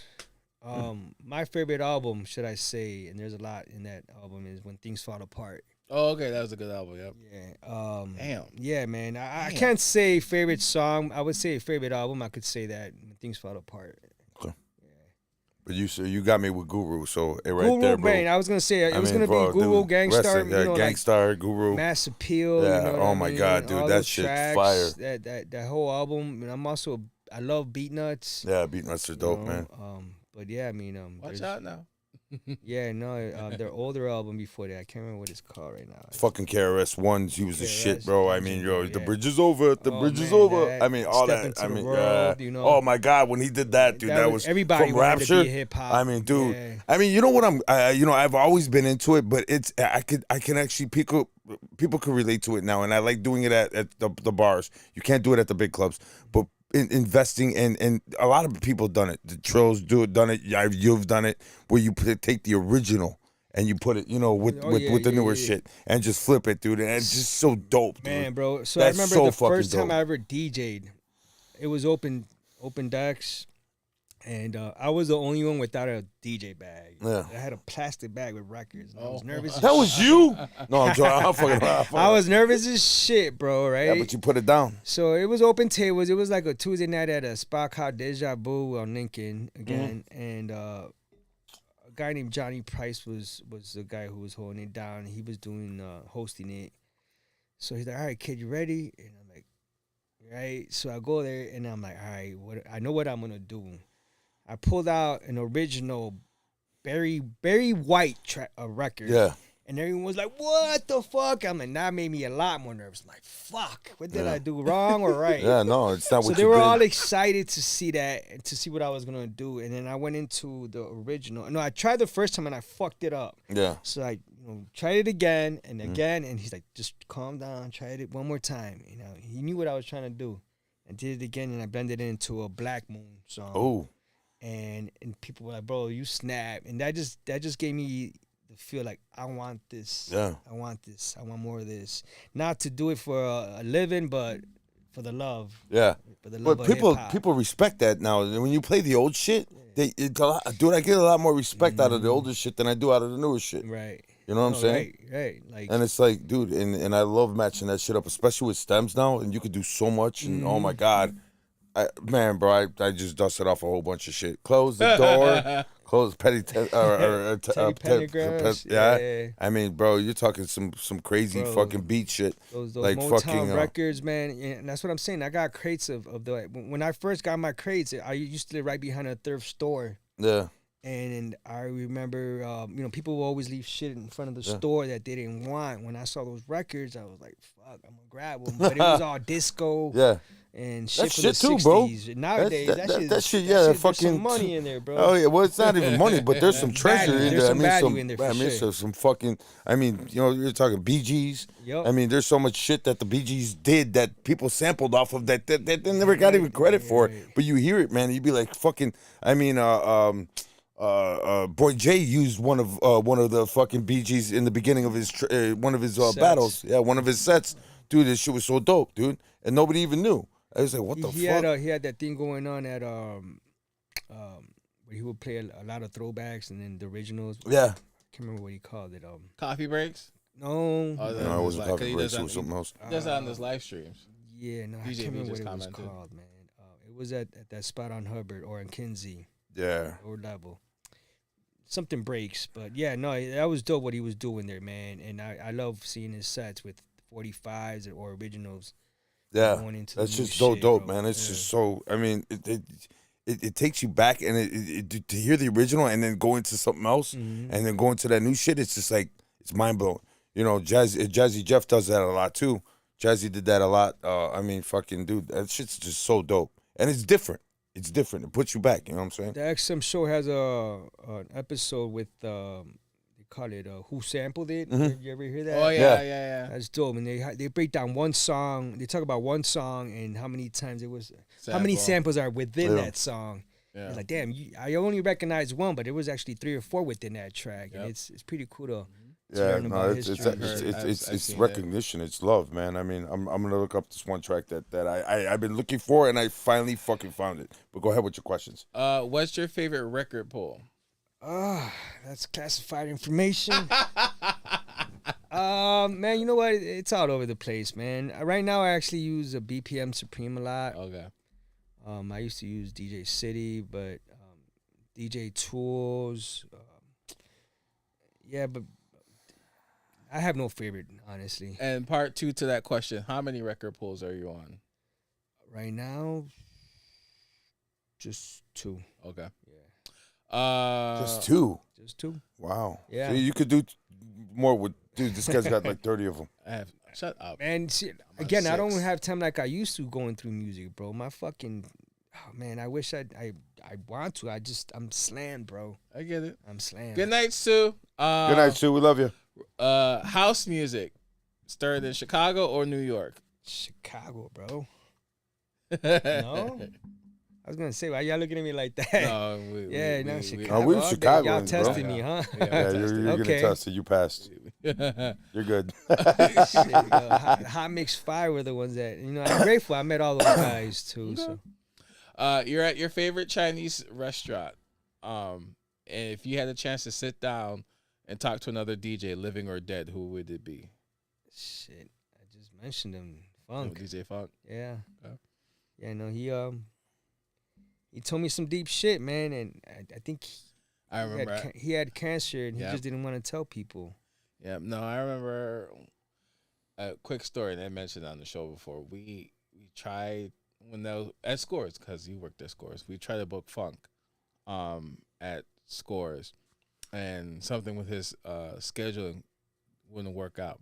But I still had his contact information, and for like 2 years, we would have all these deep conversations, and he would like had me like listen to tracks over the phone and stuff like that. So no, I get what you're saying. I understand. Yeah, that, no, he's a god, man. Yeah. He's a god in Chicago, legend, real legend. Yep. Rest in peace.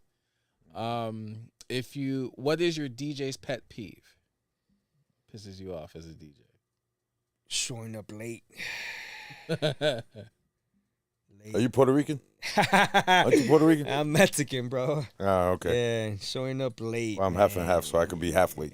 Half late. I'm half late. Does that work? Hey, listen, I'm late to my own clock, not the party clock, so that's all that cares. I want to be there at a certain time, and sometimes I can't be there, and I'm a half hour late. But that's my mind clock. So, but I'm there set up before the party I was starts. gonna say if you have an opener, that's what kills me, man. The guy showing up late, or the one closing for you, and you got another plan. You know what I mean? That's what kills me. Oh, set to didn't go you? to. That happened to you not too long ago, right? Where the fucking you were supposed to transfer, or somebody was supposed to relieve you, but they never showed up, and you had to stay. Thank God you had nothing going on. That just happened. I could have sworn that was you that was telling me that story recently, like within the year. And while he thinks of that, the song that I was thinking of was Ike's Mood. Smooth. Don't tell me you never heard of Ike's Mood before. I have Come to. on, bro. Oh my God, there's a certain sample in there that a lot of people fucking use, and it's by Isaac Hayes. It's Ike's Mood. I can't believe Must it, have bro. heard it. Bro, I'm gonna play this little snippet, and you're gonna be like, "What the fuck? That's where that came from." I've been looking for this Is for it copyrighted? years. Huh? Is it copyrighted? No, I'm playing. They're gonna knock out this episode. Oh yeah. Now, you heard that because hell yeah, you know who used that for in their battle, which was Boy Genius. no, it wasn't Boy J. Well, a lot of people actually use it in their battle, but there's a certain right here, and this. Oh my God, it's the shit. Is it? TZ, what up, TZ? There's a certain part of this where it's just fucking it's not right there, My brother-in-law used to carry crates for me. right there. Hell yeah, bro. You got me like. There's a brain fart That's right the now. Hold shit up. right there, bro. That's the shit. There's that little sample that they did. Mary J. Blige used it. That Yes. piano break. All them fucking Yes. people used that. But that was that little be without simple. You. Be without you. Yeah, that little sample that was in that one that they sped it up. And I've been looking for this track for years, and I found it on, but that was that. Where is it? This other side you could use is who sampled it. Yeah. Oh, dude. That shit will give you every. What? Yeah. What is? Thanks for telling everybody now. What's your worst fear as a DJ?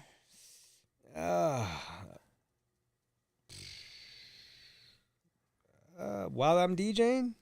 He has a super cape, so you can't ask him. Fuck, He has a cape on, bro. So I guess the laptop yeah. crashing. Yeah, laptop crashing. And I bet, someone gave me a bit of advice if that were to happen, and it happened to us, was Alex Peace. Shout out to Alex. Yeah, man. shout out to Alex Peace. He told me just get on the mic and saying, hey, you guys having a good time or what? And, so you don't get booed and start giving shout outs and try to fix it or reboot it while that's happening. But yeah, that's my biggest fear. Okay. Who would you like to see on the Industry DJs podcast? Oh, shit. I want to see Joel Trilogy. Yeah, as soon as I've been asking him since day one. I've been asking him since day one, bro. I want to see him. He called us hoes. I want to see Flipside too. Flipside will be here soon. Yeah. Yeah, we talked to Flip. Once he's coming back into town, I'm writing these people down because I know Al reached out. I want to see Metro too. Okay. I want to see a lot of guys on here, bro. I want to see like a lot of guys that are around my age, who I worked with, for sure. Because I know there's stories you're gonna say that I'm like, yeah, good times. All right. So Trilogy, you gotta hit us up because Al has been trying to hit you up. I asked him, bro. He's too busy. All right. He's got the girls, man. Shouts out to the girls, man. So. And then, he's got his wife and his kids. I know you reached out to Flipside. All right, we talked to Flipside at the show. We talked to Flipside. Yeah, he came up to us. He was like, "Bro, I was in town last Monday and I was gonna call you, but." I was like, "Go ahead." And then Metro. Yeah, Metro for sure. Once he comes back from tour. Now, this question should be like a no-brainer to you. Any advice to upcoming DJs? Be on time. All right. Again, be on time. Preparation is key. I said that earlier. 2010 MacBook Pro. Don't just be a good DJ. Be a great human being. Sacrifice sometimes your time to family because we sacrifice our time to work during family events. Mm-hmm. Especially New Year's, Black Wednesday. Never know when that one person might not be around again. So, if you've gone through years of not spending New Year's Eve with your best friend or Did you talk to my mom again? Did you fucking talk to my mom again? Did my mom say something to you? That's my Tell mom, her to mind bro. her own All business. moms are alike, man. Listen to your mothers, bro. She's Mexican too, bro, so I got it. My mom's Mexican, so yeah. Oh, yeah. You already know, Yeah. man. So, Mira, man, spend time with your loved ones, man. They grow fast. You can't take time back sometimes. You ain't lying. Yeah, and obviously practice your craft at least 10, 15 minutes a day. Don't take nothing for granted. Do not get comfortable. That's something that, that's one of my, something that I don't like a lot. Don't get too comfortable.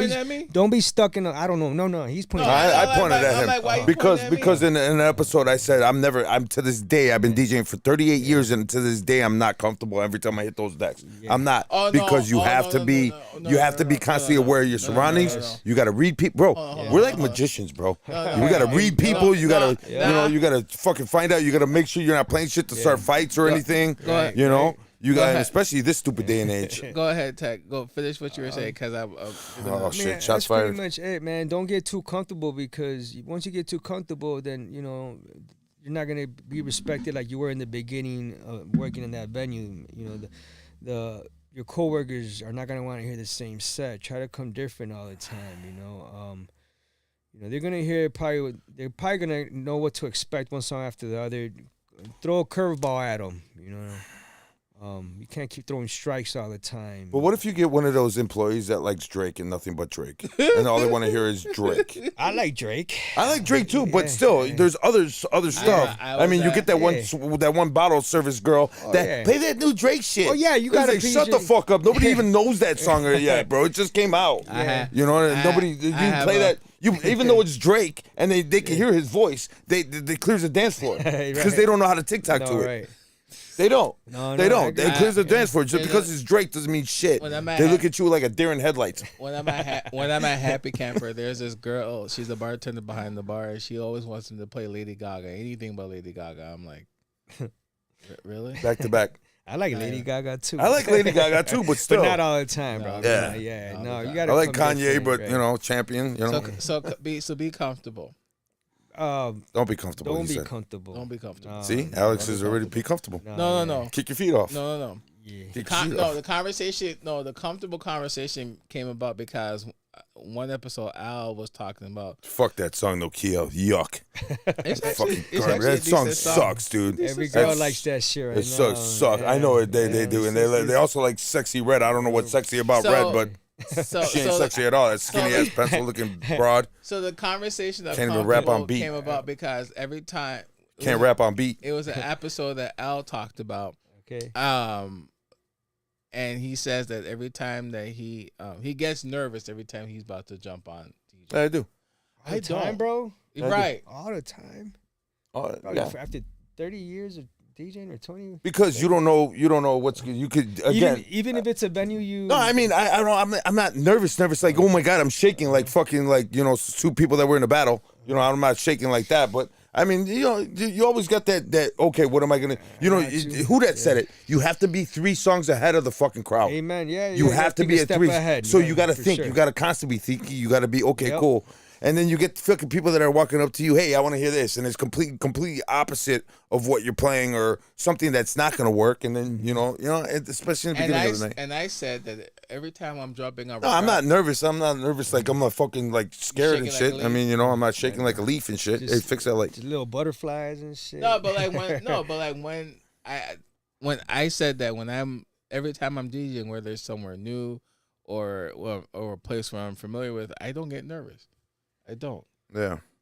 I mean, it's not like a nerve, like it's you get that little butterfly, that little kind of twitch. It's like, okay, cool. And then once you're into it, and the dance floor's still packed and everybody's having a good time, Good. you take that relief. Okay, cool. You don't want to, that one song that you might, like he said, you better have something ready to go next, because if that doesn't work, you better come out of it before that dance floor is completely empty. When all else fails, play Pitbull. No, I'm playing. Stop it. Yeah. You know what? Play You asked Pitbull. me a question earlier. If it was someone I could hang out with, if it wasn't DJ Funk, dead or alive, it would be Pitbull. Why? He got played out, but back then, before he was, doing other top 40 shit, Mr. bro, this 305. guy has bars, bro. And then the shit he preaches, it's like I could relate to him. First generation in America, you know what I mean? Yeah. In the neighborhood I was raised in is very diverse. I just found out not years ago that Albany Park is the most diverse neighborhood in Chicago. Yeah. And I was scratching my head, I'm like, holy shit, they're not lying, because all my friends were mixed. Yeah. It was a combination of Puerto Ricans, Salvadorians, Cubans, Colombians, Mexicans. Yeah, the and best then foods too. Middle Eastern friends. We had all Asians, Koreans, Cambodians, Filipinos, Chinese, Vietnamese. Name Damn, them, bro. All my friends United were Nations mixed. over here, bro. It was mixed, bro. That's Mixed, dope. super mixed. Yo. Very last question. Very, very last question. Who is your Mount Rushmore of DJs? Shit. Your top 4 DJs. Oh man, I thought I mentioned them. No. As just from all over the world, you're saying? Yeah, Like, your top 4 man, DJs. And fuck. all time, even if dead or alive. All right, Four- so your I four- already your said 4 gold Premier, DJs. Premier. DJ Craze.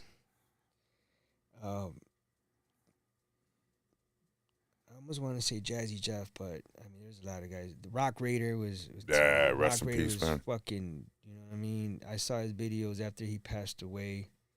I don't know. His fingers were. All the turntablist DJs He's were the dope. ones I Rock looked up Raider's to, dope. man. Number 4, fuck. I could put Bad Boy Bill up there, man.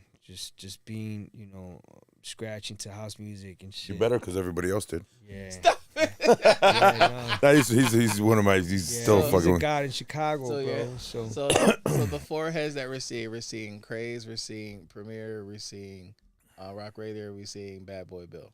Mhm. Those are the heads that we're seeing on yeah, if I could just in take Mount their Rushmore. superpowers away, man, that's what I want, Superpowers. bro. Yeah, I said that too.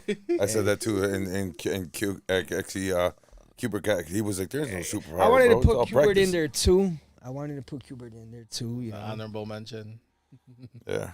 You gotta. Hey, the crepe scratch. Remember I know. the crepe. I know. You know. The crepe scratch. It was called the scrape. Crab scratch. Man, it took me like 10 years to learn how to do that one, man. But still. I lose it if I don't practice. Yeah, you have to. Yeah, you have to You have practice. to. Stretch You the know what's finger. funny is when he was on the show. If you watch that episode, saw remember, it. and I said, "How do you practice?" He actually pulled the fucking fader out of his he actually pocket. brought it out. He brought Oh, it out. really? I Yeah, didn't he see has that a fader in his pocket at all Yeah. times, Shit. and that's what he's doing in his pocket. We posted. We posted. I thought it was a gun. When he when he was with us at the Marquee show. I actually posted that actual clip when he was on the show. It's on our YouTube channel, so you could check it out. When he actually when he came on to the episode and we were talking, he actually pulled out the He has an innovator. It's an innovator. Back to that reminds me of I used to hold this little exercise thing. Yeah. Yeah. It helps, man. Everybody's got their different concepts. Do it with your Use it. offhand too, because that you're actually exercising your brain with different muscles and shit, bones. And, Right. and But when you're doing this constantly, you still gotta hit that. You gotta still hit that fader because if not, you're not gonna get that feel. playing the piano, believe it or not, too. It's helps. hard. It helps a lot. You gotta be ambidextrous. Yeah, it helps a lot. That's why I want to practice the piano again and again. And And drumming too. That's- Drumming yeah. helps too. that's what, for sure. Yeah, my mentor told me that. Be a drummer. And hitting the pads, bro. Yeah. You know, with the cues. You know, you could create your own drum pattern with a different genre. And Everybody that got a beat could drum, but it's now getting the toms and the hi hats and everything, the fucking and the snares. Like Neil Peart. Neil Peart's my all-time favorite drummer in the world. You know who Neil Peart was? Yeah. From Rush. Yeah. Dude, that guy was sick, bro. Fucking I mean, sick as monster, bro. fuck. And that there's that new guy too that he's a big sensation, and he's from Spain, I think he is. And you see him, he's on YouTube now, big fucking Facebook. He's actually bald. He looks like a fucking Look biker him dude, but up. he just, I mean, his drumming skills are fucking amazing. It's like, what the fuck? Man, you know who else I didn't mention that you made me think about drummers and I gotta say DJ AM. DJ Yeah, AM. DJ AM. DJ Yeah, AM. phenomenal. I mean, we're along Travis, but before he got Travis, I remember just looking up to him and hearing about him before seeing him perform. And I remember the bartenders telling me, "Man, you're not too far behind him." I'm like, I don't know. I cannot underestimate my skill either, right? Mhm. So I did see him perform. Like, man, you know what? I could do that. And sad how he died. I saw his documentary and shit. Yeah, I saw it, I want to see it unfortunately. again. And You know who else is dope? You know who else I gotta give flowers to that not a lot of people do? Illest. DJ Illest. Oh yeah. That motherfucker, bro. Wow, bro. And he's such a cool ass dude. But yeah, I mean, the way he incorporates everything, Illest is dope. Yeah. Illest is he's on a definitely on his own platter. All right. Unique styles. Yeah, very. And that's what's gonna set you apart, man. And that's sure. what's gonna set you apart, no matter how it's it's kind of like Kung Fu. We're gonna have Kung Fu on the show soon. I don't know if you ever heard of Kung Fu, the DJ. He actually does nunchucks. Actually, a lot of people laughed at him at first, man, but he's actually a dope ass DJ. He'll be on the show in a couple of weeks, man. Okay. But he's a really cool dude, really good, great DJ, and really has a definite unique style. But he's really dope, really cool. So Technique, it's been a pleasure. Man, for sure, been man. fun. Thank you, man. Yeah, Appreciate for it. sure. It's I think we're honor gonna to do be a round two because I know this guy's got a lot more stories. Yeah, if I come back, definitely I'd like to come back with somebody, perhaps, and say stories and shit. Yeah, we'd love to have you back, man, for Yeah, sure, of man. course. I Because would you love used to. to do right now, dude. I could tell. There's still a lot of fucking. There's still a lot of shit that this guy's got. He's So got a now- Santa Claus list of shit.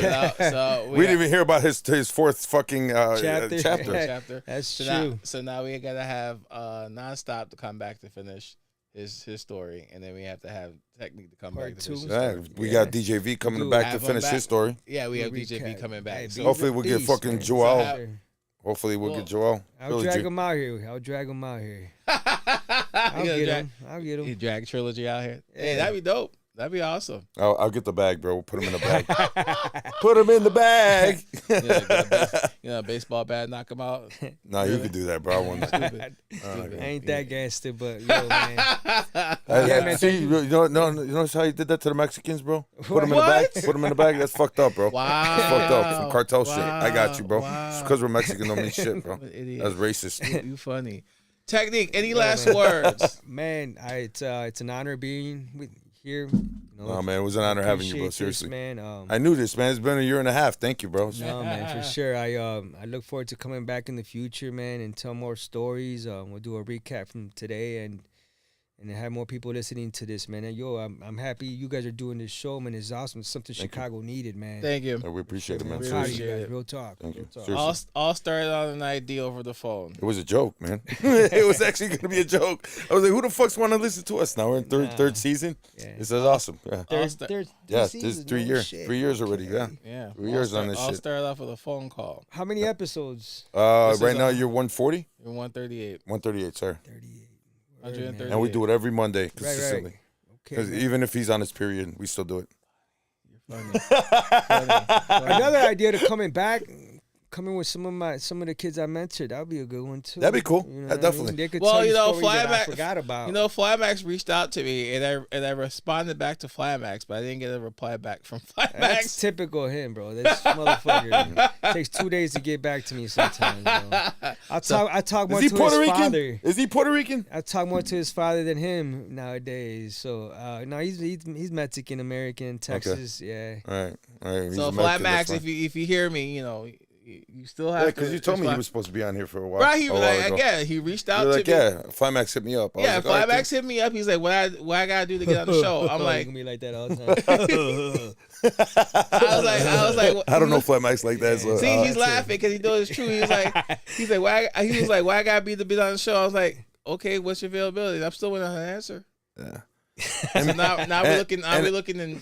Now if you want to be on the show is And July and now, Miss July, and yeah. fucking Miss come Chicagoan in. and Miss We can Chicagoan. talk stories about Mexico. He went with me to Mexico a couple of times, do some events. Good times, man. It's funny shit to talk about for sure, man. Well, definitely, we're gonna have you on when he Sure, comes on. yeah. Then and DJ Chicagoan. I'm still waiting for her. Miss Chicago. Yeah, Miss Chicagoan. All right. Yeah, I seen she was over with you guys this weekend. She was with me this weekend. Oh, she wasn't. Yes, she was over at. She was over at. Oh, she was at Hacienda. Yeah, Hacienda this I didn't weekend. check- Oh, you went there. That's. I wasn't there in time for. I wasn't there at her set. I left. I left early. I went home. Okay. Yeah, she. Yeah. Technique again. Thank you. Jake, Yes, Pleasure, thank you, man. bro. Thank Thank you you, guys thank you, for thank you, tuning bro. in Seriously, and thank you. support throughout This the is years, awesome. man. Thank you. Appreciate you, bro. We appreciate Bro. it. It's been fun. It's Yeah, been for sure, fun. man. It's been fun. All right. So, all right, guys. So that's the end of our show. He's got a signature laugh. Jason said. Waka waka waka waka waka waka. All right. Hey, So let's, Climax, I didn't say it. He said it. so let's see if Don't Flymax shoot the messenger. responds. All right. So again, that's the end of our show. Thank you guys for tuning in to another episode of the Industry DJs Ruben, podcast. happy belated birthday, Ruben. Happy birthday, Ruben. If you haven't done so, check us out. 20s. Right. That's 20s. That's 20s. If you haven't done so, check us out on your favorite streaming platforms: Apple, Google Podcasts, Amazon Music, Stitcher, and the Anchor app. Check us out on social medias on Instagram at the Industry DJs. Also follow us on Facebook page at the Industry DJs. Follow us on YouTube and Twitch at the Industry DJs. We will not have a show next week. It is Memorial Day weekend, so we're taking a week off from each other. We are? Yeah. We are? Next Monday's Memorial Day. Is it? Yes, it is. Always. Always? Always. Okay. So we will not have a show next week. I'll be on the river. Okay. Yeah. What river? Chicago River. Oh. Yeah. What time? I don't know. Anytime So I wake why? up. I got a private boat, though. Okay. Right? I got a private boat, Only not a big people like boat. Give you a shout out for my boat. Yeah. Yeah, and only Hey, look at me! Only people from here only people like Al could afford a boat. Shut up, we dude. want- I'm a mechanic. I fixed it. Right. So we will not have a show next Monday because of Memorial Day weekend. But next Tuesday, actually we're gonna the Industry DJ is gonna be a part of a DJ meetup, which is gonna be at where is this gonna be? At Pink Noise's showroom. At Pink Noise. It's gonna be another networking event brought to you by Pink Noise, the Marquee Show, KC, Chicago DJ Union, and Amigos. They're actually And giving us. and the Industry DJs as well. Damn. Okay, Al. Fucked up. Das Audio, Shure, Chauvet, and BPM Supreme. All of them will be in the building, and they are giving away controllers, right? 4 controllers, They're giving bro. away 4 4 controllers. controllers, man, that day, man. So, man, first come, first serve. Better be there. Be there. Yeah, for sure. Be there. Share it away, man. It's a free event, man. It's free to get in. So yeah, there's no cost to get in. It's completely free at the Pink Noises showroom, 622 West Lake Street in Elmhurst. Visit Chicago discjockeynetwork.com to get more information about that. To the words of Peter Ramos, support your local DJs. To the words of I'll Do It Like This. stay